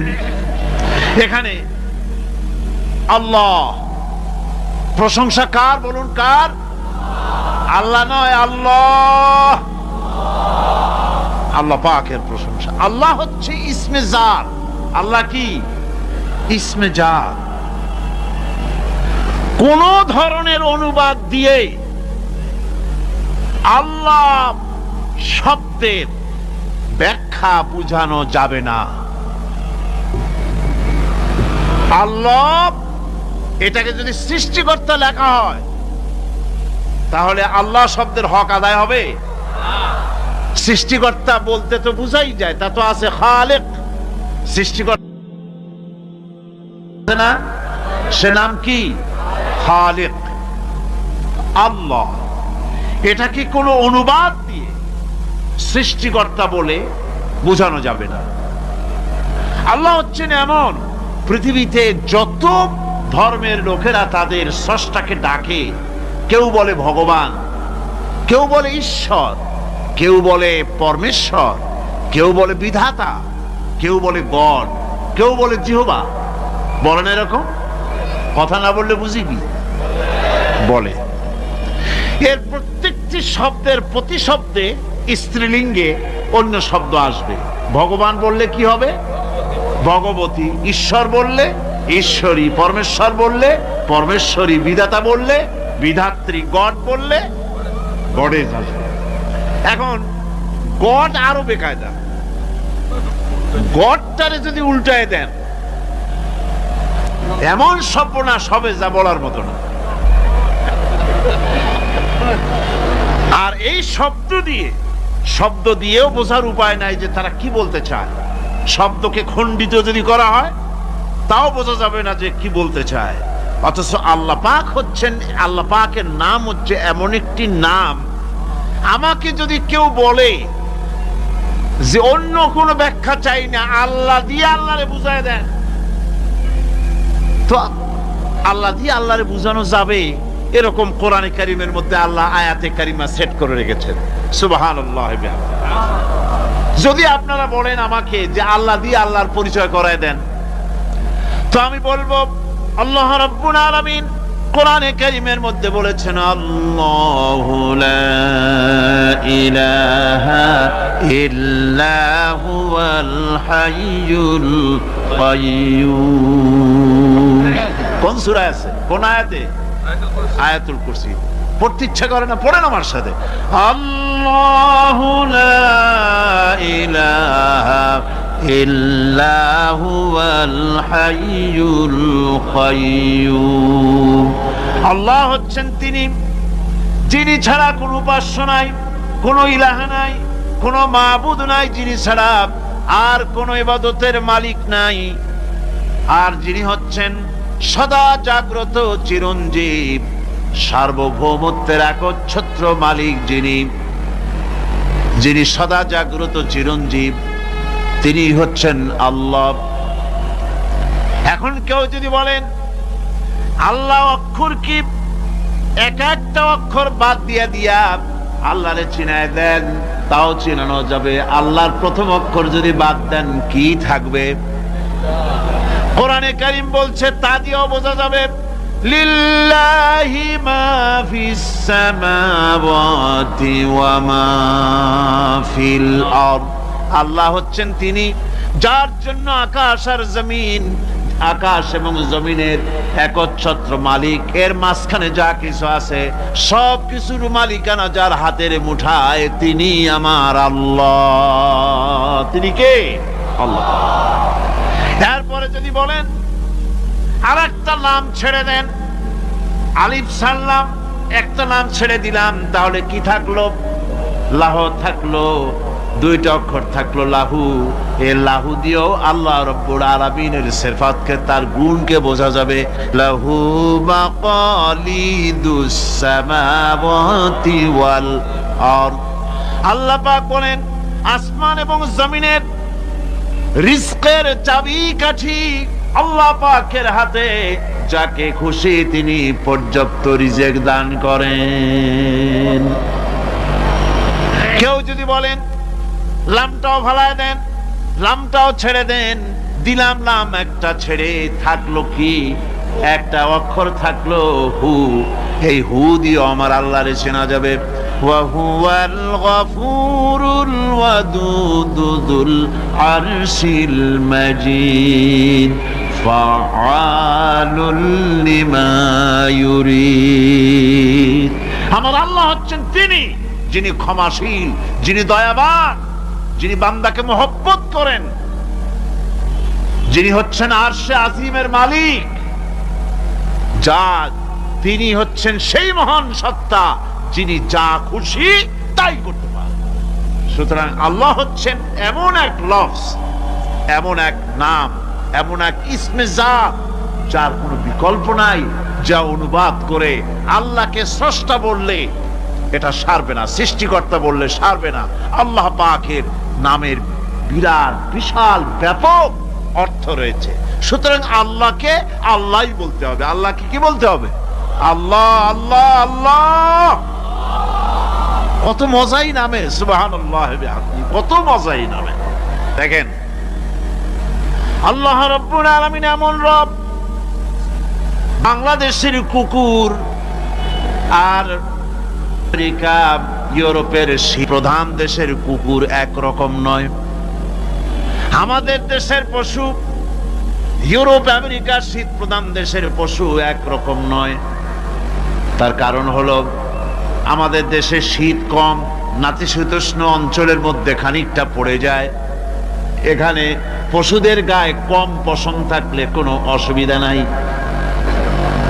ভেড়া, ঘোড়া, কুকুর, বন্য প্রাণীকে কেউ তো কম্বল দেয় না, ল্যাপ দেয় না, রাজাই দেয় না, খাতা দেয় না, চাদর দেয় না। আল্লাহ রব্বুল আলামিন তিনি এমন রব, শীত প্রধান দেশের পশুদের গায়ে পশম দিয়া চিরস্থায়ী কম্বল জড়ায় দিয়েছেন। এর নাম হচ্ছে রব। প্রতিপালনের পদ্ধতি কি সুন্দর করে তিনি প্রতিপালন করছেন, কি সুন্দর করে তিনি পশু পক্ষীগুলিকে তাদের আহার জোগাড় করছেন, প্রতিপালন করছেন। তিনি রব, মানুষকে সৃষ্টি করেছেন, আমাদেরকে সৃষ্টি করেছেন, সব চাইছেন, সুবহানাল্লাহ ওয়া বিহামদিহি, সকল প্রয়োজন মিটিয়েছেন, একটা জিনিস বাদ রাখেন না। আমাদের মুখে দাঁতের দরকার ছিল, মায়ের পেট থেকে দাঁত নিয়ে আসিনি। মায়ের পেট থেকে আসার পরে আমাদের খাবারের দরকার ছিল। লক্ষ্য করেন রব কারে বলে, লক্ষ্য করুন। মায়ের পেটের মধ্যে যখন ছিলাম ওখানে কোনো রোগের জীবাণু ঢুকতে পারে নাই। ফি করারিম মাকিন, একটি সুরক্ষিত জায়গায় আল্লাহ রাব্বুল আলামিন বাচ্চাকে রেখেছেন, যেখানে কোনো সর্দি হবে না, জ্বর হবে না, সর্দি হবে না, ব্রঙ্কাইটিস হবে না, ডায়াবেটিস হবে না, প্রেসার হবে না। মায়ের পেটের মধ্যে বাচ্চাকে এমন জায়গায় আল্লাহ যত্ন করে রেখেছেন। এই বাচ্চা যখন মায়ের পেট থেকে বেরিয়ে এলো তখন তার পরিবেশ অত্যন্ত খারাপ। এখানে পলিউশন আছে, এখানে কার্বন ডাই অক্সাইড আছে, এখানে বিষাক্ত হাওয়া আছে, এখানে দূষিত আবহাওয়া রয়েছে। প্রতি মুহূর্তে রোগ তাকে হামলা চালাতেছে। এই রোগের থেকে সে বাচ্চা বাঁচবে কি করে? এজন্য রব্বুল আলামিন তিনি এমন রব, মায়ের বুকের মধ্যে যে খাবার তৈরি করলেন বাচ্চার, ওই খাবারের মধ্যে বাচ্চার ওষুধও আল্লাহ পাক বানায়া দিলেন। মায়ের বুকের দুধ শুধু দুধ নয়, এটা ওষুধ। সুবহানাল্লাহ। এটা খাদ্য, এটা ওষুধ, এটা ভিটামিন, এটা ক্যালসিয়াম, এটা কার্বোহাইড্রেট, যা দরকার বাচ্চার জন্য সব আল্লাহ মায়ের দুধের মধ্যে দিয়ে দিলেন। যতক্ষণ বাচ্চা পেটে ছিল দুধ ছিল ঘন, যখন বাচ্চা মায়ের পেট থেকে বেরিয়ে এলো দুধটা হয়ে গেল পাতলা। এই পাতলা দুধটা খাবে, ওষুধ আছে এর মধ্যে, ভিটামিন আছে, খাইতে যেন বিস্বাদ না হয় একটু মিষ্টি দিয়ে দিলেন আল্লাহ, যাতে বাচ্চা মুখ ফিরায় না নেয়, সেজন্য খাইতে চায়। তারপরে যখন বাচ্চার হাড্ডি খেতে হবে, মাছ খেতে হবে, গোশ খেতে হবে, দুধের আর দরকার নাই, তার শরীরের ভিতরে রেজিস্ট্যান্স, রোগ প্রতিরোধক শক্তি তৈরি হয়েছে, এখন আরো ভালো খাবার দরকার। আল্লাহ রাব্বুল আলামিন মায়ের দুধকে শুকায় দিলেন, চুষলো আর পাওয়া যাবে না, দুধ শুকায় গেছে, এখন বাইরের খাবার খেতে হবে। আসছিল যখন বুকে দাঁত ছিল না, বাইরে যখন এলো দাঁতের যখন দরকার হলো, কোন আল্লাহর বান্দা কি আল্লাহর কাছে দরখাস্ত করেছেন যে আল্লাহ আমার কয়েকখান দাঁত দাও, দাঁত ছাড়া আমি চাবাই কেমনে? এই সবগুলি দাঁত কে সেট করে দিলেন? রব্বুল আলামিন দাঁতগুলিকে সেট করে দিলেন, মুখের মধ্যে দাঁত এসে গেল। আল্লাহ রাব্বুল আলামিন শরীরটাকে সাজিয়ে গুছিয়ে, হিউম্যান বায়োলজি যাকে বলা হয়, এই শরীরকে যে সুন্দর করে আল্লাহ পাক তৈরি করলেন, বলে শেষ করা যাবে না কত সুন্দর করে আল্লাহ পাক বানিয়েছেন। আপনার মাথার ভিতরে সেল তৈরি করা হলো, ব্রেন তৈরি করা হলো। এই ব্রেনটা শুকনা জায়গায় রাখা হয় নাই। শুকনা জায়গার মধ্যে ব্রেনটা যদি থাকতো, নড়াচড়া করে আপনার ব্রেনের যে টেকনোলজি আল্লাহ পাক ইউজ করেছেন সেটা অসুবিধাগ্রস্ত হতো। এই জন্য ক্রিম যেভাবে পানির মধ্যে ভাসা থাকে, পানির মধ্যে ভাসমান ক্রিম মাখন যেভাবে রাখা হয়, সামান্য পানির মতো করে এর ভিতরে ব্রেনটাকে রাখা হয়েছে। এই ব্রেনের ভিতরে, ব্রেন হচ্ছে পৃথিবীতে কম্পিউটার, আজকের পৃথিবীর শ্রেষ্ঠ আবিষ্কার। কিন্তু মানুষের মাথায় যে কম্পিউটার আল্লাহ পাক দান করেছেন, এই কম্পিউটারের সামনে দুনিয়ার কম্পিউটার এতিম। এবার লন্ডন গিয়েছিলাম, প্রত্যেক বছর 1.5 মাস 2 মাস সময় পাই, কিন্তু আপনারা দোয়া করেছেন এখন পার্লামেন্টে সময় দিতে হয় বেশি, বিদেশের সফর কমে গিয়েছে। 10 দিনের জন্য গিয়েছিলাম, ওরা আমাকে একটা ডায়েরি দিল, সেই ডায়েরিটার ভিতরে ডিজিটাল ডায়েরি, এই ডায়েরির মধ্যে তারা বলল যে এরকম, এই যে কাগজটা আপনারা দেখতে পাচ্ছেন, এই রকমের কাগজের 10 লক্ষ পাতা লিখতে যত কাগজ লাগে, এরকমের 10 লক্ষ পাতার লেখা ছোট্ট এই ডায়েরিটার মধ্যে ঢুকাই দেওয়া যায়। 10,000 টেলিফোন নাম্বারের মেমোরিতে তুলে দেওয়া যায়। এটা হচ্ছে লেটেস্ট আবিষ্কার। কিন্তু আল্লাহ পাক মানুষের যে ব্রেনটা তৈরি করলেন, পৃথিবীতে যা আছে এ সব কিছু একটা মানুষের ব্রেনের মধ্যে, সমস্ত তত্ত্ব, সমস্ত ফ্যাক্টস মানুষের মেমোরির ভিতরে ঢুকাবার পরেও আরো লক্ষ লক্ষ জায়গা বাকি থেকে যাবে, শূন্য থেকে যাবে, যা পূরণ হওয়ার নয়। এত বিশাল মেমোরি আল্লাহ পাক তার মানুষের মাথার মধ্যে তৈরি করে দিয়েছে। সুবহানাল্লাহ বিহামদি। দেখুন অবস্থাটা কি, আল্লাহ তার মানুষকে কিভাবে, রব কাকে বলে, রব কারে বলে, সুবহানাল্লাহ বিহামদি। চোখের সামনে রাস্তা দিয়ে চলতে গিয়ে চোখের সামনে সাপ দেখলেন, চোখ দেখার কাজ করেছে। চোখ কি করেছে? দেখার কাজ করেছে। এখন কি করবেন? চোখ কিন্তু দেখে বসে থাকে নাই, চোখ দেখা মাত্রই ট্রান্সমিট করেছে ব্রেনকে। ব্রেন সাথে সাথে অ্যাকশন নিতে বলেছে হাতকে আর পাওকে। হাতে লাঠি থাকলে পিটাও, লাঠি না থাকলে পাকে বলেছে দৌড় মারো। এই যে সাপ দেখলো চোখ, চোখ এটাকে পাঠাই দিল ব্রেনকে, ব্রেন পাঠাই দিল অ্যাকশনে হাতে আর পায়ে। এতে কিন্তু 1 সেকেন্ড সময় লাগে নাই, 1 সেকেন্ডের কয়েক লক্ষ ভাগের 1 ভাগের ভিতরেই মানুষ অ্যাকশনে এসে গিয়েছে। সুবহানাল্লাহ। এর নাম হচ্ছে রব। এর নাম কি? তার অফুরন্ত সৃষ্টি, অফুরন্ত সৃষ্টি। মানুষের হার্ট তৈরি করেছেন, চোখ তৈরি করেছেন। চোখে কিন্তু আমরা নেগেটিভ দেখি। চোখে আমরা কি দেখি? নেগেটিভ দেখি। এই নেগেটিভটা চোখ ক্যাচ করে ব্রেনের ভিতর থেকে পজিটিভ হয়ে কে বের করে দেয়? সুবহানাল্লাহ বিহামদি। কানে অসংখ্য শব্দ শুনি, কিন্তু কোনো শব্দ তো জড়ায় যায় না। অসংখ্য শব্দ আমরা শুনি, যেমন রেডিও। রেডিও ঘুরাচ্ছেন, 9 ব্যান্ড রেডিও অথবা এর থেকেও বেশি ব্যান্ডওয়ালা রেডিও। আপনি যখন ঘুরাচ্ছেন কোন সেন্টার ধরার জন্য, অনেক সময় 4-5টা সেন্টার জড়ায় যায় না? জড়ায় কিনা? 4-5টা সেন্টার জড়ায় যায়, সর্বনাশ হয়ে যায়। কোনটা থেকে কোনটা শুনবেন? তো এইরকম করে আপনার কানের ভিতরে শব্দগুলি সব জড়াইয়া পাকাইয়া আপনার কানের মধ্যে একটা বিশ্রী আওয়াজ সৃষ্টি করে দিতে পারত। কে স্তরে স্তরে শব্দগুলিকে শোনার ব্যবস্থা করেছে? আপনার জিহ্বার ভিতরে হাজারো রকমের স্বাদ গ্রহণ করার জন্য একটা জিহ্বায় এতগুলি টেস্ট নেওয়ার ক্ষমতা কে তৈরি করে দিলেন? আল্লাহ রাব্বুল আলামিন। সুবহানাল্লাহ বিহামদি। তিনি হচ্ছেন রব, যিনি মানুষের প্রতিপালন সৃষ্টি করেন এবং প্রতিপালন করেন, এমনি এমনি ছেড়ে দেন। এরপরে মানুষের সব প্রয়োজন তিনি মিটিয়েছেন। মানুষের জীবন ধারণের জন্য সব থেকে বড় প্রয়োজন পানি। সবচেয়ে বড় প্রয়োজন কি? পানি। জোরে কোন কি? পানি। জীবনের জন্য পানি এবং আর্দ্রতা, এই দুটি জিনিস অপরিহার্য। এছাড়া জীবন বাঁচবে না। আমরা দেখতে পাই সমুদ্র ভরা পানি মজুদ আছে। লক্ষ্য করে, সমুদ্র ভরা পানি মজুদ আছে, নদী খাল বিল ভরা পানি মজুদ আছে, কিন্তু এটাই তো যথেষ্ট নয়।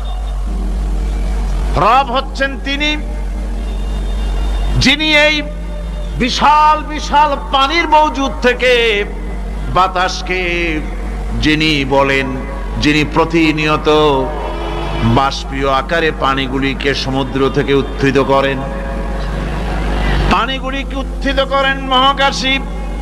আল্লাহ পাক বলেন, আল্লাহুল্লাযী আরসালার রিয়াহা ফাতুসিরু সাহাবা।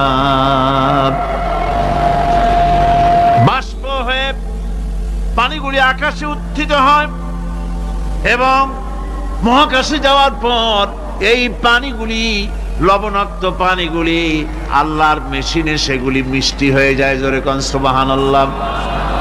পানিগুলি মিষ্টি হয়ে গেল। ওই মিষ্টি পানি আল্লাহ রাব্বুল আলামিন নাজিল করে দিলেন। এবার বৃষ্টি কণা কণা হয়ে পড়লো, ফোঁটা ফোঁটা বৃষ্টি। আল্লাহ খুঁজে দেখলেন বৃষ্টির ফোঁটাগুলি পৃথিবীর প্রতিটি কণা তালাশ করে তৃষ্ণার্ত কণাগুলিকে আল্লাহ পাক ভিজায় দিলেন। সেই জন্য তার নাম হলো রব। তিনি হচ্ছেন রব, প্রয়োজন মিটান। পানি সবচেয়ে প্রয়োজন বেশি, সেই পানি আল্লাহ পাক এভাবে সরবরাহ করলেন। জমিনের চারিদিকে নদী নালা রেখেছেন, জমিনকে আর্দ্র করেছেন, জমিনের ভিতরের পানি মিষ্টি করেছেন। টিউবওয়েল মারলে পরে, পাম্প করলে পরে ভিতর থেকে মিঠা পানি আল্লাহ পাক বের করে দেন। সুবহানাল্লাহ। এই মিষ্টি পানির ব্যবস্থা করেছেন। এরপরে তিনি ওই আল্লাহ পাক মিষ্টি পানির ব্যবস্থা করে বৃষ্টির মাধ্যমে পৃথিবীতে ফসল উৎপাদনের ব্যবস্থা করে দিলেন। সেজন্য আল্লাহ পাক কোরআনে কারীমের মধ্যে বলেছেন, ওয়াজআলনা মিনাল মাই কুল্লা শাইইন হাই। পানি দ্বারাই আমি সব বস্তুকে সজীব রাখি। বৈশিষ্ট্যের দিক থেকে পানির রয়েছে অনেক গুণ, আশ্চর্য গুণ। পৃথিবীর ৭৫% হচ্ছে পানি। আকাশ থেকে অর্থাৎ চাঁদ থেকে যখন চাঁদে ভ্রমণকারীরা যখন ছবি তুলেছে, তো সেই ছবিতে ব্লু রং এসেছে বেশি, সবুজ এসেছে কম। সবুজ হলো গাছপালা, আর ব্লু হচ্ছে পানি, সমুদ্রের পানির রং হচ্ছে নীল। মানুষের শরীরের ভিতরে 60% পানি, গাছের মধ্যে রয়েছে পানি।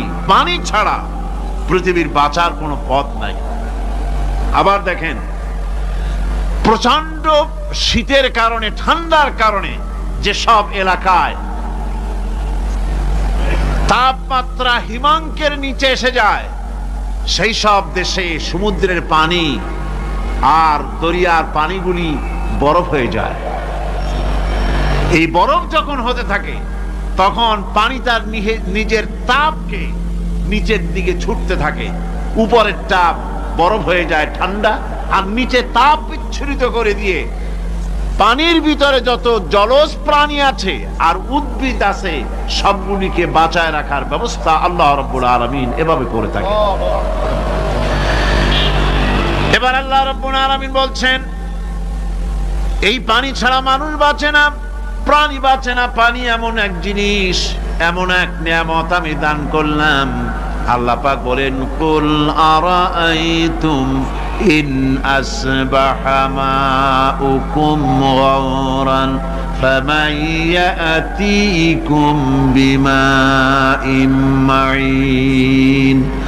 বলো দেখি, সবে শুকাইয়া যদি যায় এই জমিনের পানি, তাহলে হেথায় তটনির ধারা কে দিবে সবারে আনি। এই পৃথিবীর নদী নালা খাল বিল, জমিনের আভ্যন্তরীণ দিকে পানিগুলি যদি আমি আল্লাহ রাব্বুল আলামিন শুকায় দেই, তাহলে আমি আল্লাহ ছাড়া এমন কে আছে যে নতুন করে আবার পানির আমদানি করে দিতে পারে? আছে কেউ? আজ পানির শূন্যতা আমাদের দেশে দেখা যাচ্ছে।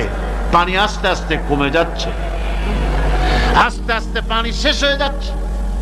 কি কারণে শেষ হচ্ছে এবং কি হলে পানি পাওয়া যাবে পরে বলা যাবে ইনশাআল্লাহ। তো জীবন ধারণের জন্য যেমন পানির প্রয়োজন, জীবন ধারণের জন্য তেমন বাতাসেরও প্রয়োজন। পানি ছাড়া তো কিছু সময় চলতে পারে, পানি এবং খাদ্য ছাড়া কিছু সময় চলতে পারে, কিন্তু বাতাস ছাড়া তো এক মুহূর্ত চলে না, ঠিক কিনা? বোঝেন কিনা কথা? বাতাস ছাড়া এক মুহূর্ত চলতে পারে না।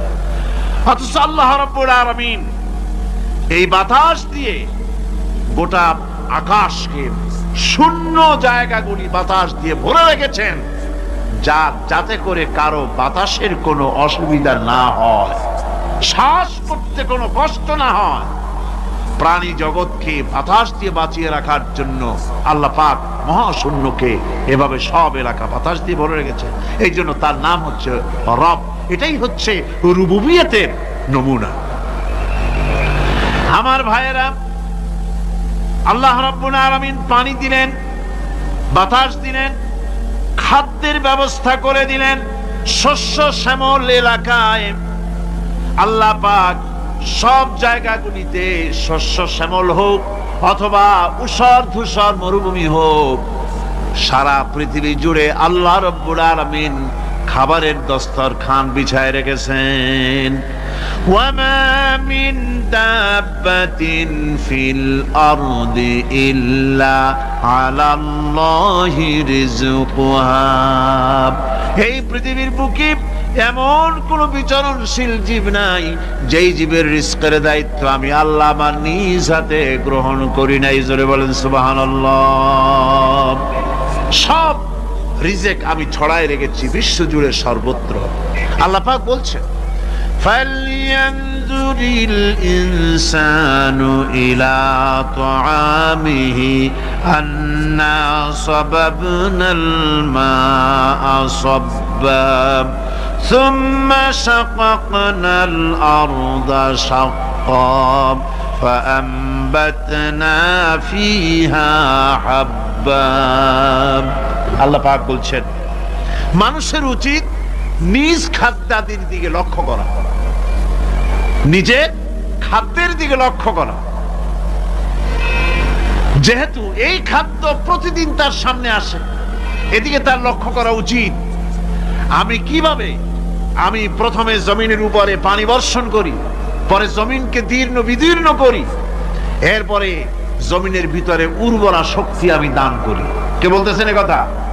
আল্লাহ পাক বলছেন। এরপরে আমি নানান জাতের ফসল ফলন তোমাদের জন্য আমি দান করে দেই। খাদ্যের দিকে নজর করতেই জন্য আল্লাহ পাক বলেছেন, মানুষ চতুর্দিক থেকে তো চোখ ফিরাতে পারে, মুখ ফিরাতে পারে, কিন্তু খাদ্যের দিকে তার নজর করতেই হয়। সকালে, দুপুরে, বিকেলে, রাত্রে সব সময় তার সামনে খাবার আছে। আল্লাহ পাক বলেন, খাবারের দিকে একটু নজর করো, কেমন ভাবে কি সুন্দর করে খাবারগুলি তৈরি করে দিয়েছি, শুরু কিভাবে হলো, পরিপক্ক কিভাবে হলো, সেদিকে তোমরা লক্ষ্য করো। সে লক্ষ্য তো করা নাই, সমানে খায়, বিসমিল্লাহ বলেন, আলহামদুলিল্লাহ বলেন, পাইকারি দরে খাইতেই থাকে। আল্লাহ পাক বলছেন, খাদ্যাদির দিকে লক্ষ্য করো। এই যে চাউল তোমরা খাচ্ছ, আটা খাচ্ছ, গম খাচ্ছ, মাছ খাচ্ছ, গোশ খাচ্ছ, তাম পৃথিবীর সমস্ত বিজ্ঞানীরা একত্রিত হয়ে একটা চাউল বানাইতে পারবে? জোরে কোন পারবে? না পারবে। পারবে প্লাস্টিকের চাউল, আর কলেরা হয়ে মরবে। পৃথিবীর সমস্ত বিজ্ঞানীরা একত্রিত চাউল বানাতে পারবে না, একটা ডিম বানাতে পারবে না। পারবে একটা ডিম বানাতে? পারবে না। বিজ্ঞানীদের প্রশংসা আমরা করি, হ্যাঁ করি, বিজ্ঞানীরা অনেক কিছু বিশ্বকে উপহার দিয়েছে, কিন্তু মূল রবের কাছে আমরা যাই না, তাকে চিনতেও পারি না, সেখানে যাই না। বিজ্ঞানীরা কি করেছে? আল্লাহর বানানো জিনিসগুলি তারা ডিজাইন করেছে। ডিজাইন করতে তো নিষেধ নাই, আর ডিজাইন করাই যায়, সৃষ্টি করতে পারে না। বিজ্ঞানীরা সৃষ্টি করে নাই, ডিজাইন করেছে। কিরকম? আল্লাহ পাক চাউল তৈরি করেছেন। চাউল করেছে কে? বলেন না সবাই। এখন আপনারা সেই চাউল দিয়ে পিঠা বানান, পায়েস বানান, সেই চাউল দিয়ে পিঠা, আরো কি যেন খায় চট্টগ্রামে, রস দিয়া, ওটারে কি কয়? দই পিঠা নাকি? ধোঁয়া পিঠা। তো এইভাবে করে আপনি ডিজাইন তৈরি করছেন। আটা দিচ্ছে, আল্লাহ পাক আটা তৈরি করেছেন, গম দিয়েছেন, এই আটা দিয়ে গোলগোল্লা তৈরি হচ্ছে, এর দ্বারা রুটি তৈরি হচ্ছে, এর দ্বারা অসংখ্য রকমের সিমাই টিমাই ইত্যাদি দিয়ে, লাচ্ছা সিমাই, নানান রকমের সিমাই আপনি ডিজাইন করেন, অসুবিধা নাই। আল্লাহর তৈরি করা কাঠ দিয়ে ফার্নিচার তৈরি হচ্ছে, টেবিল হচ্ছে, গুষ্টি শুদ্ধ হচ্ছে। আল্লাহর তৈরি করা লোহা দিয়া মাইক হচ্ছে, স্ট্যান্ড গান হচ্ছে, ব্রেন গান হচ্ছে, তারপরে প্লেন হচ্ছে। তাহলে আমি বলতে চাইলাম, বুঝাতে চাইলাম, সমস্ত জিনিস এর স্রষ্টা কে? জোরে বলেন কে? বিজ্ঞান শুধু এগুলি এক জায়গায় করে অ্যাসেম্বল করেছে, এগুলিকে এক জায়গায় করে এক একটা রূপ দিয়েছে। এখানে বিজ্ঞানের কৃতিত্ব আছে ঠিক, কিন্তু আপনারাই বলেন, লোহা যদি আল্লাহ তৈরি না করতেন, মাইক তৈরি হতো, রাইফেল তৈরি হতো? আর রাইফেল যদি নাই হতো, তাহলে কারাগারের বন্দীগুলো মারতেন কি দিয়া? রাইফেল যদি না হতো, যুদ্ধ করতেন কি দিয়ে? ঠিক কিনা? যত মারামারি ইত্যাদি যা কিছু হচ্ছে, তো শুধু মারামারির জন্যই তো আল্লাহ লোহা বানান নাই। লোহার সবচেয়ে বড় প্রয়োজন হচ্ছে জমিন কর্ষণ করা, জমিন চাষ করা। এই জমিন চাষের জন্য লাঙ্গল দরকার, শাবল দরকার, খন্তা দরকার, কোদাল দরকার। এই লোহার দামকেও আল্লাহ পাক এত লোহা বেশি দিয়েছেন, যার জন্য লোহার দাম কম। সোনা কম দিয়েছেন, যেহেতু সোনার প্রয়োজনীয়তা কম, লোহার প্রয়োজনীয়তা বেশি, এই জন্য লোহা বেশি দিয়েছেন, দামটা কমে গেছে, যার জন্য আপনার আমার জন্য কিনে ব্যবহারটা সহজ হয়েছে। কথা ঠিক কিনা বন্ধুগণ? আল্লাহ রাব্বুল আলামিন এইভাবে করে মানুষের রুবুবিয়াতটা, আল্লাহ পাকের রুবুবিয়াত হচ্ছে তিনি মানুষকে সুন্দর করে সৃষ্টি করে যা কিছু প্রয়োজন সবকিছু খাওয়াচ্ছেন, দিচ্ছেন। সে আল্লাহ পাক প্রশ্ন করছেন, কুল মান ইয়ারযুকুকুম মিনাস সামাই ওয়াল আরদ আম্মান ইয়ামলিকুস সামআ ওয়াল আবসারা ওয়া মান ইয়াখরুজুল হাইয়্যা মিনাল মাইয়িতি ওয়া ইউখরিজুল মাইয়িতা মিনাল হাইয়্য। আকাশের প্রশস্ত বুক থেকে এবং জমিনের এই প্রশস্ত বুক থেকে কে রিজে তোমাদের খাদ্যকে উৎপাদন করে, কে নির্জীব থেকে সজীবকে বের করেন, আর কে সজীবকে নির্জীবে পরিণত করেন, তিনি কে? তিনি হচ্ছেন আল্লাহ পাক। আল্লাহ পাক বলছেন এই প্রশ্ন যদি তাদেরকে করা হয় তো তারা কি বলবে? আল্লাহ পাক বলেন ওয়ামান ইউদাব্বিরুল আমরা ফাসায়াকুলুনা আল্লাহ ফাকুল আফালা তাত্তাকুন। হে নবী, এদেরকে প্রশ্ন করুন। এদেরকে যদি প্রশ্ন করা হয় এই পৃথিবীর সুন্দর পরিচালনা পদ্ধতি কে করেন, তাহলে তারা এক কথায় বলবে, নিজের থেকেই বলবে আল্লাহ। কে করছেন? সবকিছু আল্লাহ। আল্লাহ পাক বলেন নবী তাহলে তাদেরকে বলেন এ কথা জানার পর, এ কথা বোঝার পরেও কেন তারা ঔদাসীন্যতা দেখাচ্ছে, কেন তারা গাফিল হয়ে যাচ্ছে, কেন তারা আল্লাহ পাককে ভয় করে তার পথের অনুসারী হচ্ছে না? যে আল্লাহ রাব্বুল আলামিন এত কিছু করছেন, তিনি তার পরিচয় সম্পর্কে বলে দিচ্ছেন ফাযালিকুমুল্লাহু রাব্বুকুমুল হক ফামাযা বা'দাল হক ইল্লাদ দালাল। নিশ্চয়ই এসবের মূলে রয়েছেন তোমাদের রব, আমাদের আল্লাহ, আমাদের রব। সুতরাং উজ্জ্বল সত্য প্রকাশিত হওয়ার পর গোমরাহি ছাড়া আর কিছুই বাকি থাকে না। সুতরাং যারা সত্যের পথের অনুসরণ করতে চায়, রবকে চিনতে হবে, আল্লাহ পাককে জানতে হবে এবং তাকে অনুসরণ করতে হবে, তাকে রব হিসাবে চিনতে হবে। আমার বন্ধুগণ, এটা হচ্ছে সেই রুবুবিয়াত ইলাহি যার দিকে হযরত মুসা আলাইহিস সালাম ইঙ্গিত করেছিলেন ফেরাউন যখন তাকে প্রশ্ন করেছিলেন ফামান রাব্বুকুমা ইয়া মুসা। হে মুসা, তোমাদের দুজনের রব কে? তোমাদের রব, তোমাদের প্রভু কে? তিনি জবাব দিলেন রব্বুনাল্লাযী আ'তা কুল্লা শাইইন খালকাহু সুম্মা হাদা। রব হচ্ছেন আমাদের তিনি, যিনি নাকি আমাদের প্রতিপালক, আমাদেরকে সৃষ্টি করেছেন এবং আমাদেরকে হেদায়েত দিয়েছেন, সঠিক পথের দিশা দিয়েছেন। এখানে হেদায়েত হচ্ছে, এখানে হেদায়েত শব্দের অর্থ হচ্ছে সৃষ্টি শুধু করেন নাই, তাকে চলার, তার খাদ্য অনুসন্ধানের, তাকে বেঁচে থাকার সবকিছুর উপকরণ, এর কমন সেন্স, এর সাধারণ জ্ঞান আল্লাহ পাক তার সাথে দিয়েছেন। তিনি হচ্ছেন রব। আচ্ছা, একটা দৃষ্টান্ত দেই। এই হেদায়েতটা কি? এই হেদায়েতটা হচ্ছে আপনাদের বাড়িতে যদি কারো বিড়াল থাকে, বিড়াল, বিড়াল বোঝেন তো না? কি বলে বিড়াল, বিলাই নাকি বলে বিড়াল। এই বিড়াল যদি আপনাদের কারো বাড়িতে থাকে তো বিড়ালের প্রসবকালীন অবস্থা দেখবেন। বিড়ালের প্রসব হবে, বাচ্চা দেবে। বিড়াল তখন ঘরের মধ্যে পেরেশান হয়ে ঘুরতে থাকে, একটা নিরাপদ জায়গা খোঁজে, একটা নিরাপদ জায়গা খোঁজে। প্রসব করার 2-3 দিন আগের থেকে খুঁজতে থাকে তার জন্য নিরাপদ জায়গা কোনটা। এরপরে খুঁজতে খুঁজতে প্রসবের দিন সে সত্যিকারের ঘরের মধ্যে সবচেয়ে কোনা কানা জায়গা যেটা, সেই রকমের একটা নিরাপদ জায়গা সে বেছে নিল। এরপরে বাচ্চা হলো। বাচ্চা হওয়ার পর এই বাচ্চার উপরে কেউ যেন আক্রমণ না করে, শত্রু যেন তার জায়গাটিতে না আসে, এই জন্য বাচ্চাটার অর্থ হাত দিয়ে মায়ের মতো কোলে নিতে পারে না। সে আস্তে করে ঘাটটা কামড়ায় ধরে যাতে করে বাচ্চা ব্যথা না পায়।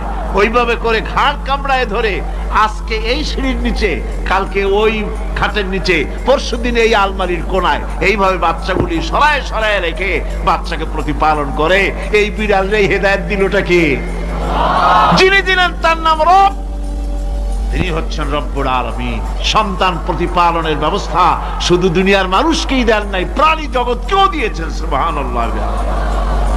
বলেন বলেন, মুরগির বাচ্চা হলো, ডিমের থেকে বাচ্চা বেরোলো, এই বাচ্চাগুলি হয়েছে গতকাল। আজকে বাচ্চাগুলি আদার খাচ্ছে মায়ের সাথে। হঠাৎ করে একটা চিল এলো, আর ওর মা একটা সিগন্যাল মারলো, সাথে সাথে বাচ্চাগুলি দৌড়াইয়া এমন পলান দিল, আপনি তো ভালো একাদশীর বাপেও তালাশ করে পাবে না যে মুরগির বাচ্চা পলাইলো কই। এখন ওই বাচ্চাটিকে এই সিগন্যাল সম্পর্কে কে অবহিত করলো যে এইরকম একটা আওয়াজ শুনলে এটা ভীতির আওয়াজ, এটা সাইরেন, এটা বিপদ সংকেত, এটা ডেঞ্জার সিগন্যাল, এটা শুনলে দেখলে তাড়াতাড়ি করে আত্মগোপন করবা। কে ঠিক এলো, কে ঠিক এলো? আল্লাহ পাক শিখাইছেন। এখন এক শ্রেণীর বুদ্ধিজীবী তারা আবার উল্টা কথা কয়। তারা বলে কি? তারা বলে যে মুরগি বাচ্চা, এই বাচ্চা যে দৌড় মারলো, এখানে আল্লাহ এইসব কিছু নাই, নাউযুবিল্লাহি মিন যালিক। তো এখানে কি আছে? কয় যে এখানে বিষয়টা হলো এই যে এই মুরগি আর মোরগ, ওর বাপ মা, এই দুজনের মধ্যে আছে চিলের ভয়, আছে শিয়ালের ভয়। ওই ভয় ওদের মধ্যে ছিল, এই মা বাপের ক্রসের মাধ্যমে বাচ্চা আসছে, কাজে ওই ভয়, বাপের যদি কোনো রোগ থাকে, মায়ের রোগ থাকে, তো এগুলি তো বাচ্চার মধ্যেও ঢোকে।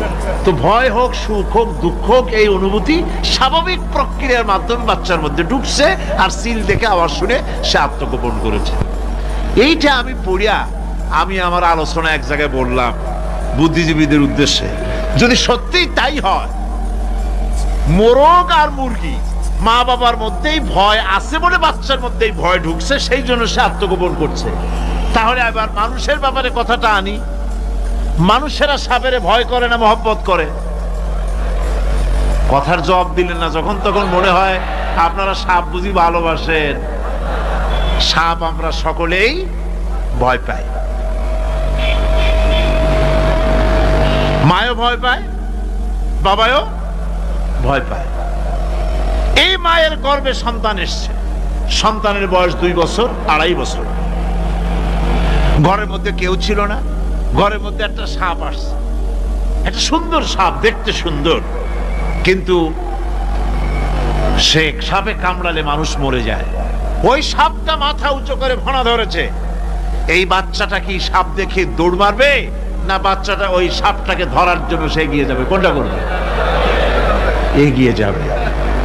তাহলে মা বাপের ভয়, তাদের মা বাপের রক্তের মধ্যে, শিরার মধ্যে সব জায়গায় সাপের ভয়, তার মাধ্যমে বাচ্চা এসে ওই বাচ্চার মধ্যে সাপের মহব্বত হইল কেন, ভয় হইল না কেন বাচ্চা অবস্থা? সুবহানাল্লাহ।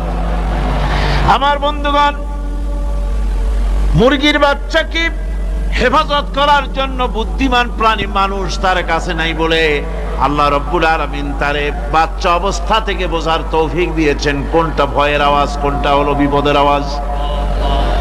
মানব সন্তানের প্রতিপালন করার জন্য তার মার বাবা আছে বলে ওই রকম করে পশুদের মধ্যে আল্লাহ বানান নাই, তাকে হেফাজত করার জন্য মা বাপ আছে বলে এই দায়িত্ব আল্লাহ পাক মা বাপের উপরে ছেড়ে দিয়েছেন।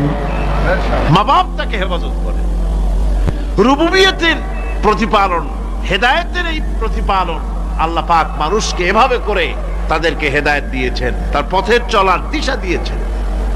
পিঁপড়ার খাদ্য সংগ্রহের ব্যাপারটা দেখেন। পিঁপড়ার আছে দারুণ ঘ্রাণ শক্তি। কোথায় খাবার?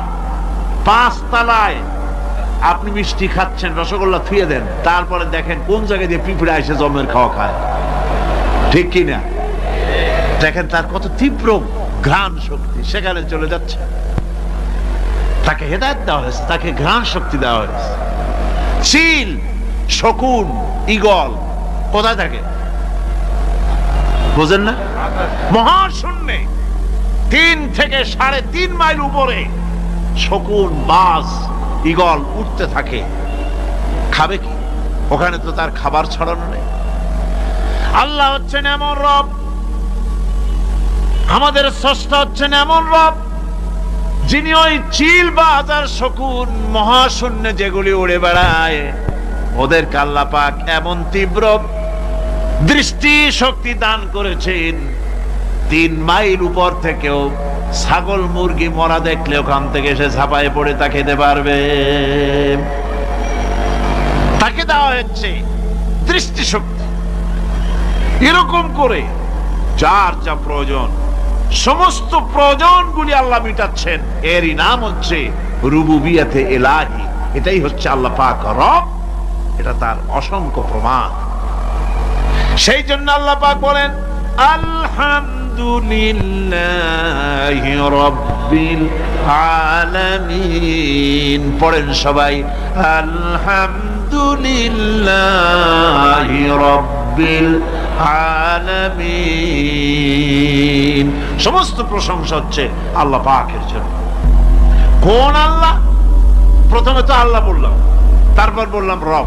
এখন বলা হচ্ছে কোন রব? যিনি আলামিন, রব্বিল আলামিন, যিনি সমস্ত জাহানের রব।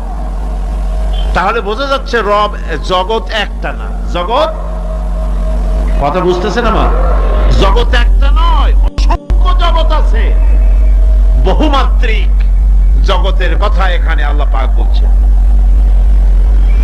আমি এই জন্য বলি যে কোরআন হচ্ছে বিজ্ঞানের উৎস। কোরআন বিজ্ঞানের কি? বিজ্ঞানের আবিষ্কার যত বাড়বে, বিজ্ঞান চিরটা কাল কোরআনের কাছে ভিক্ষার হাত দিয়ে এতিমের মতো দাঁড়ায় থাকবে কিয়ামত পর্যন্ত। আজ পৃথিবীর বিজ্ঞানীরা বলছেন জগৎ সম্পর্কে। আমরা মনে করছি পৃথিবীটাকে, আমাদের কাছে তো জগৎ দুইটা। কয়টা জগৎ? একটা জগৎ হলো এইটা, ইহ জগৎ আর পরজগৎ। এছাড়া আর কিছু জানি না। এই দুইটাই জগৎ আমাদের কাছে। এখন দেখেন বিজ্ঞানীরা কি বলছে। বিজ্ঞানীরা বলছেন সৌর জগতে শুধু আমাদের সৌরজগৎটাই শেষ না, অসংখ্য সৌরজগৎ আছে মহাশূন্যে। অসংখ্য সৌরজগৎ। পৃথিবীর প্রতি 4 বিলিয়ন মানুষ যদি এক একটা সৌরজগৎ দখল করে, তাতেও সৌরজগৎ শেষ হবে না। আরো সহস্র সহস্র বিলিয়ন বিলিয়ন সৌরজগৎ আরো ফাঁকা পড়ে থাকবে। এত সৌরজগৎ আল্লাহ সৃষ্টি করেছেন। এই মহাশূন্যে বহুমাত্রিক জগতের কথা আল্লাহ পাক এখানে বলেছেন। এই পৃথিবী একটা জগৎ। এই মাটির তলে আছে আর এক জগৎ, সমুদ্রের ভিতরে আছে পানির তলার আর এক জগৎ। আর মহাশূন্য যে কি তা আপনার মাথায় শূন্য হয়ে যাবে চিন্তা করতে করতে। এই জন্য বিজ্ঞানীরা, বড় বড় বিজ্ঞানী, এরা কিন্তু নাস্তিক হয় না। বর্তমান বিজ্ঞানীরা চিন্তা করে গবেষণা করে খেয়ে হারিয়ে ফেলছে মহাশূন্যকে দেখে। যেখানে আছে গ্যালাক্সি, যেখানে আছে মিল্কি ওয়ে, যেখানে রয়েছে অসংখ্য তারকা। এই পৃথিবীটা মহাশূন্য আল্লাহ যেভাবে তৈরি করেছেন, সেই তুলনায় এই পৃথিবী একটা মার্বেলের চাইতে খুব বেশি একটা বড় কিছু হয় বলে মনে হয় না। পৃথিবী যদি হয় একটা মার্বেলের মতো, তাহলে আমরা যে মানুষ, আমাদের অস্তিত্ব কোথায়? চিন্তা করেন। এবার মহাশূন্যে চলেন। মহাশূন্য সে কি বিশাল মহাশূন্য। একটা তারকা থেকে আর একটা তারকায় যদি যেতে হয়, তাহলে সহস্র সহস্র বিলিয়ন বছরের দরকার হবে। কি বছর? এ দুনিয়ার বছর না, আলোকবর্ষ, লাইট ইয়ার। আলো চলে প্রতি সেকেন্ডে কত? 1,86,000 মাইল। এই 1,86,000 মাইলের সেকেন্ড, এর মিনিট, এর ঘন্টা, এর দিন, এর মাস, এর বছর, এই আলোকবর্ষ। সহস্র সহস্র আলোকবর্ষ পার হয়ে যাবে এক তারকা থেকে আর এক তারকায় পৌঁছানো সুকঠিন। এ ধরনের অসংখ্য তারকা আল্লাহ পাক তৈরি করে রেখেছেন। সূর্য হচ্ছে পৃথিবীর চাইতে 13 লক্ষ গুণ বড়। এরকম সূর্য বিজ্ঞানীরা এখন বলছে, আগে বলতো 1 কোটি সূর্যের চাইতেও বড় তারকা। এখন বলতেছে এই রকমের পৃথিবীর চাইতে 13 লক্ষ গুণ বড় যে সূর্য, এরকম 3 কোটি সূর্য খাইয়ে ফেলাইতে পারে এরকম সহস্র সহস্র তারকা এক একটা গ্যালাক্সির ভিতরে আল্লাহ পাক তৈরি করে গেছে। এখন মনে হচ্ছে যে এই তারকাগুলি বড় না, এই তারকাগুলি চাইতে আবার বড় জিনিস আছে। সেগুলি কি? সেটাকে বলা হয় ব্ল্যাক হোল। সেটাকে বলা হয় ব্ল্যাক হোল, অন্ধকার কূপ। ব্ল্যাক হোল আবার ম্যানহোল বুঝবেন না, কিন্তু ম্যানহোলের ঢাকনা চুরি হয় যেমন। তবে একটা দৃষ্টান্ত আপনি বুঝতে পারেন, রাস্তায় রাস্তায় যেমন অসংখ্য ম্যানহোল আছে, ওই রকম করে মহাসংখ্য ব্ল্যাক হোল আছে, এরা দুইটা না, অসংখ্য। এই ব্ল্যাক হোল আবার দেখা যায়, অদৃশ্য ব্ল্যাক হোল। এই ব্ল্যাক হোল গুলো কি? এগুলি কোরআনে কারীমের মধ্যে আল্লাহ পাক বলেছেন, ফালা উকসিমু বিমাওয়াকিন নুজুম, ফালা উকসিমু বিমাওয়াকিন নুজুম, শপথ সেই পতনে যেখানে নক্ষত্র সমূহ ধ্বংস হয়ে যায়, ধ্বংসপ্রাপ্ত হয়, কসম সেই স্থান সমূহের। সুবহানাল্লাহ। এই অন্ধকার কূপের, এই অন্ধকূপের কসম করছেন আল্লাহ পাক। সে অন্ধকূপটা কি? সেই ব্ল্যাক হোলটা কি? সেই ব্ল্যাক হোল হচ্ছে ওই যে তারকার কথা বললাম, যে সূর্য খাইতে পারে, 3 কোটি সূর্য খাইতে পারে, এই রকমের তারকাগুলি ঘুরতে ঘুরতে কোন এক কারণে যখন সে ব্ল্যাক হোলের রেঞ্জের মধ্যে এসে যায়, তখন ব্ল্যাক হোল ওকে এমন ভাবে চুষে হজম করে ফেলে যেমন বাচ্চা চকলেট চুষে খাইয়া ফেলায়। এইরকম ব্ল্যাক হোলগুলি অত বড় তারকাগুলি খাইয়া চুষা শেষ করে ফেলে দেয়। সুবহানাল্লাহি বিহামদিহি। বিজ্ঞানীরা বলেছেন, আমাদের এই পৃথিবীটা, আল্লাহ না করুন কখনো, আমাদের এই পৃথিবীটা যদি কোনো ব্ল্যাক হোলের আওতায় পড়ে, ওর রেঞ্জে আসে, তাহলে মাত্র 2 সেন্টিমিটারের মধ্যে পৃথিবীটা তার ঘনত্ব লাভ করে এর মধ্যে অদৃশ্য হয়ে যাবে, হারায় যাবে, অস্তিত্ব থাকবে না। আল্লাহ পাক আসলে আগে আমার বিজ্ঞানের বইপত্র যখন পড়ি, আমার কাছে আশ্চর্য লাগে, 1400 বছর আগে নবী কোন বিজ্ঞানাগারে পড়াশোনা করেন নাই, কোন সায়েন্স দিয়ে রিসার্চ করেন নাই। সেই নবীর মুখ থেকে এমন বিজ্ঞানময় কোরআন আল্লাহ বের করালেন, যে আজকের পৃথিবীর মডার্ন যুগের বিজ্ঞানীরা কোরআনের কাছে এতিম হয়ে দাঁড়ায় আছে। পৃথিবীর কোন বিজ্ঞানী বলতে পারবে না যে কোরআনে কারীমের অমুক আয়াতটা আনসাইন্টিফিক, এটা হাদিস আমাদের বিজ্ঞানের সাথে মিল খায় না, এমন কথা বলতে পারবে না। বরং কোরআন সার্টিফাই করবে তোমার এই বক্তব্য, তোমার এই থিওরি মোস্ট আনসাইন্টিফিক। কোরআন বলবে, ওরা বলতে পারবে না যে আয়াতটা আনসাইন্টিফিক। সুতরাং কোরআন হচ্ছে মহান বিজ্ঞানময়, কোরআন হচ্ছে আল্লাহ পাকের দেওয়া এক মহান বিধান। যে রাব্বিল আলামিন والصلاة والسلام على سيد المرسلين وعلى آله وصحبه أجمعين أما بعد فقد قال الله تعالى في كلامه المجيد وفي فرقانه الحميد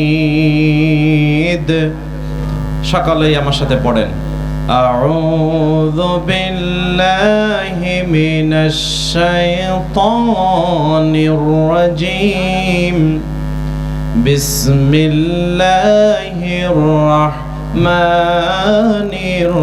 الرحيم إن الله وملائكته يصلون على النبي يا أيها الذين آمنوا صلوا عليه وسلموا تسليما اللهم صل على محمد وعلى آل محمد كما صليت على إبراهيم وعلى آل إبراهيم إنك حميد مجيد اللهم بارك على محمد وعلى آل محمد كما باركت على إبراهيم وعلى آل إبراهيم إنك حميد مجيد সম্মানিত উপস্থিতি, বিশ্বনবী সাল্লাল্লাহু আলাইহি ওয়াসাল্লামের প্রতি আমাদের ভালোবাসা আছে? অল্প একটু? হ্যাঁ, অনেক বেশি? সবাই বলেন অল্প একটু নাকি অনেক বেশি? আপনাদের কাছে একটা বিচার দিলাম, আপনারাই বলেন তো, দুরূদ পড়ার যে গতি আমাদের, এইটা দেখে কোন রকম মনে হয়েছে যে আমরা বিশ্বনবীকে ভালোবাসি? বিচার কাদের কাছে? অনেকদিন পড়া নেই কি? নামাজ পড়েন না? আচ্ছা আচ্ছা, বুঝতে পারছি। অনেকদিন পড়া নেই দেখে আজকে আসতে হয়ে গেছে নাকি? সম্মানিত উপস্থিত, পৃথিবীতে জাগতিক যা কিছু আছে, আপনার পিতা, আপনার মাতা, আপনার সন্তান, আপনার ছেলে মেয়ে, আপনার স্ত্রী, আপনার ব্যবসা প্রতিষ্ঠান, আপনার অর্থ, আপনার এমনকি দল, যে দল আপনি পছন্দ করেন, যে নেতাকে আপনি পছন্দ করেন, যে নেত্রীকে আপনি পছন্দ করেন, সবার চাইতে বেশি প্রিয় হতে হবে যিনি, তার নামটা কি? আল্লাহ নন, মুহাম্মদুর রাসূলুল্লাহ সাল্লাল্লাহু আলাইহি ওয়াসাল্লাম। লা ইউমিনু আহাদুকুম হাত্তা আকুনা আহাব্বা ইলাইহি মি ওয়ালিদিহি ওয়া ওয়ালাদিহি ওয়ান নাসি আজমাইন। জাগতিক যা কিছু আছে সব চাইতে বিশ্বনবী সাল্লাল্লাহু আলাইহি ওয়াসাল্লামের প্রতি আমাদের ভালোবাসা বেশি থাকা লাগবে, এটা হলো ঈমানের দাবি। এখন আমাদের মধ্যে রাসূলের ভালোবাসা নাই। এখানে যদি কোনো ব্যক্তির দলের মানুষের দলীয় স্লোগান হতো আর কোনো একটা নেতা নেত্রীর কথা হতো, আল্লাহি আল্লাহর কসম ওই মুসলমান জামা উড়িয়ে নেতার নামে স্লোগান দিত। জোরে বলেন ঠিক না বেটে? এটা বাস্তব নাকি অবাস্তব?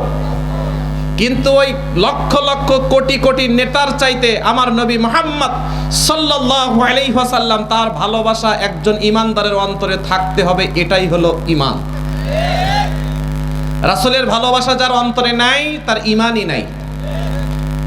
রাসূলুল্লাহ সাল্লাল্লাহু আলাইহি ওয়াসাল্লামের নাম যেই কয়বার জীবনে মনে পড়ে তার চাইতে নেতার নাম বেশি মনে পড়ে, এমন কর্মীও আমাদের দেশে আছে।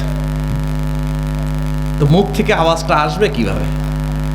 আমরা জানি, আমরা যাদেরকে ভালোবাসি সবটুকু ভক্তি, শ্রদ্ধা, ভালোবাসা, বিনয় দিয়েই তার সাথে আমরা কথা বলি নাকি?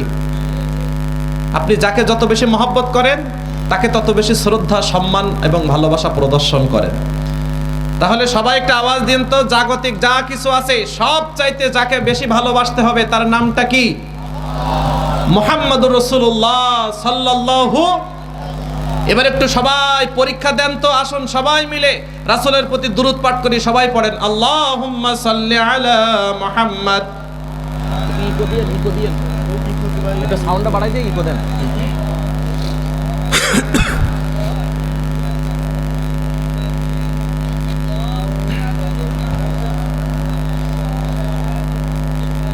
কামা বারাকতা আলা ইব্রাহিম ওয়া আলা আলি ইব্রাহিম ইন্নাকা হামিদুম মাজিদ। এবার একটু মনে হচ্ছে যে আপনারা এখানে আছেন। প্রিয় ভাইরা, আমি যত সময় আপনাদের সাথে থাকবো, থাকবেন তো ইনশাআল্লাহ? আপনারা যদি বলেন হুজুর মুনাজাত করে দেন, আমরা মুনাজাত করে দেব, কারণ আপনাদের চাইতে আমি বেশি ব্যস্ত। না, সারা রাত আবার এটা অতিমাত্রাই হয়ে যায় না? সম্মানিত সুধী, সবার কাছে একটু জিজ্ঞাসা করতে চাই, এখানে যদি কোরআন হাদিসের আলোচনা না হয়ে কোনো দলীয় প্রোগ্রাম হতো, আপনারা কেউ থাকতেন? আর আমাকে বলতেন হুজুর আপনি এসছেন, আপনার দলের কথা আপনি বলেন, এই প্যান্ডেল আছে, শামিয়ানা আছে, লাইট আছে, এদের সাথে বলেন, আমরা যাই, আসসালামু আলাইকুম। কিন্তু কোরআনের প্রতি, ইসলামের প্রতি, আল্লাহর প্রতি, রাসূলের প্রতি আমাদের ভালোবাসা আছে না নাই? প্রত্যেকটা মুসলমান সে যাই করুক না কেন, সে সব সময় তার ধর্মের কাছে দুর্বল। জোরে বলেন ঠিক না বেঠিক? আল্লাহর কাছে দুর্বল, বিশ্বনবী সাল্লাল্লাহু আলাইহি ওয়াসাল্লামের আদর্শের কাছে দুর্বল। জোরে বলেন ঠিক না বেঠিক? কারণ পৃথিবীতে যে যাই করুক না কেন, জায়গা হলো 3.5 হাত, চূড়ান্ত জায়গা।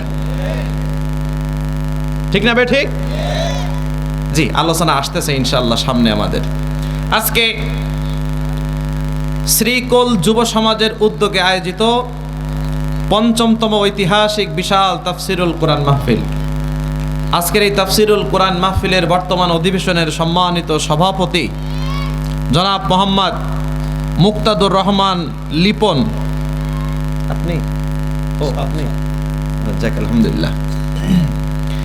আল্লাহ সুবহানাহু ওয়া তাআলা সভাপতি সাহেবকে নেক হায়াত দান করুন, ইসলামের জন্য কবুল করুন, ভালো রাখুন, সুস্থ রাখুন। সবাই পড়েন আমিন। আমার আগে যিনি কথা বলেছেন অত্যন্ত সুন্দর কথা বলেছেন, আপনাদের পরিচিত মানুষ, তাই তো? আলহামদুলিল্লাহ। আমরা প্রিয় ভাইয়ের জন্য দোয়া করছি, কারি মাওলানা এম বায়েজিদ হুসাইন, আল্লাহ তার কণ্ঠটাকে ইসলামের জন্য কবুল করুন। আল্লাহ তুমি তার এলেমে বারাকা দান করো, হায়াতে বারাকা দান করো। আল্লাহ তুমি কোরআনের মাঠে আমার প্রিয় ভাইকে তুমি কবুল করে নাও। জোরে বলেন আমিন। সেই সকল ভাইদের জন্য দোয়া না করলেই নয়, যাদের দিন রাত অক্লান্ত পরিশ্রমের মাধ্যমে আজকে এত সুন্দর একটা আয়োজন আমরা সফল করতে পেরেছি। আলহামদুলিল্লাহ। এখানে যেনারা দায়িত্বে আছেন সবাই যুবক মানুষ। যুবকরা যদি ইসলামের পক্ষে দাঁড়ায়, ভালোর পক্ষে দাঁড়ায়, আল্লাহি আল্লাহর কসম এই সমাজ থেকে অপসংস্কৃতি দূর হতে বাধ্য হবে। ঠিক না ঠিক? যুবকরা যদি সংঘবদ্ধ ভূমিকা নেয়, সমাজ থেকে মাদক দূর হবে, নেশা দূর হবে, ইফটিজিং দূর হবে, নিপীড়ন দূর হবে, হত্যা দূর হবে, ধর্ষণ দূর হবে। আর এই যুবকরা যদি অধপতনে যায়, একটা সমাজ অধপতন হয়ে যাবে। এই জায়গা থেকে যে সকল ভাইয়েরা এমন একটা কোরআনের আয়োজন করেছে, আল্লাহি আল্লাহর কসম নিছক তারা শ্রেষ্ঠ কাজটাই করেছে। ঠিক না বেঠে? এই যুবক ভাইদের জন্য দোয়া করছি, আল্লাহ সকলের মনের নেক আশাগুলো পুরা করে দিন। সকল যুবক ভাইদেরকে রব্বুল আলামিন ইসলামের মুজাহিদ হিসাবে কবুল করে নিন, এবং এই সকল যুবক ভাইদের পিতামাতা, তাদের পরিবার পরিজনদেরকেও রব্বুল আলামিন সম্মান দান করে দিন। সবাই পড়েন আমিন। আর আপনারা যারা দূর থেকে এসেছেন, আপনাদের আর দোয়া থেকে বঞ্চিত করব না। জি, দেখেন কি করবেন। সম্মানিত সুধী, এই মাহফিলের সৌন্দর্য হলেন আপনারাই। এমন হতে পারে যে স্টেজে যেনারা বসে আছেন, এর চাইতে আল্লাহওয়ালা ব্যক্তি আপনাদের মধ্যেই আছেন, যে স্টেজের মানুষকে আল্লাহ যা ভালোবাসে তার চাইতে আপনাদের বেশি ভালোবাসে। হতে পারে নাকি পারে না? আল্লাহর কাছে কি এমন সুন্দর চেহারা কোনো দাম আছে? সুন্দর শরীর, বডির দাম আছে? দাড়ির দাম আছে? পাঞ্জাবি জুব্বা, এগুলো ইসলামের সৌন্দর্য অবশ্যই লাগবে, কিন্তু এগুলো থাকার পরে যদি ঈমান না থাকে তাহলে আল্লাহর কাছে কি দাম? কিন্তু একজন খেটে খাওয়া মানুষ, চেহারাটা কালো, পাটা ফেটে গেছে, রিক্সা চালায়, দিনমজুর, তার যদি ঈমান থাকে তাহলে এই মঞ্চে থাকা ওই সুদর্শন ব্যক্তির চাইতে ওই পা ফাটা মানুষটা আল্লাহর কাছে বেশি প্রিয়। ইন্না আকরামাকুম ইনদাল্লাহি আতকাকুম। জোরে পড়েন আল্লাহু আকবার। তাকওয়ার দিক থেকে যে উপরে, আল্লাহর কাছে সে সব চাইতে কাছে। আপনাদের জন্য দোয়া করছি, আল্লাহ সুবহানাহু ওয়া তাআলা আপনাদেরকেও ভালো রাখুন, সুস্থ রাখুন, নিরাপদ রাখুন এবং ঈমানি অবস্থায় রাখুন। জোরে পড়েন আমিন। পর্দার আড়ালে যে সকল মা এবং বোনেরা এসেছেন, সকল মা বোনদেরকে রব্বুল আলামিন ইসলামের জন্য কবুল করুন, মা বোনদেরকেও দিনদারিনী হিসাবে কবুল করুন। সবাই পড়েন আমিন। প্রিয় ভাইরা, রাত হয়ে গেছে, আমরা কোনো ভূমিকায় যাব না, সরাসরি আলোচনা। কি বলেন আপনারা? এখন আপনারা সবাই আমাকে একটু বলেন তো, আপনারা কি কোরআন থেকে কথা শুনবেন নাকি বিভিন্ন কেচ্চা কাহিনী শুনবেন? জি, আল্লাহু আকবার। সবাই বলেন আল্লাহু আকবার। এমন শ্রোতাই আমার দরকার। ওয়াল্লাহি, আল্লাহর কসম, আমি আপনাদেরকে কথা দিচ্ছি, ইনশাআল্লাহ, ইনশাআল্লাহ, আপনারা যদি 10 জন মানুষও থাকেন তারপরেও কোরআনের বাইরে কথা হবে না ইনশাআল্লাহ। ওই 10 জনকে নিয়েই আজকে আলোচনা হবে। রাজি আছেন ইনশাআল্লাহ?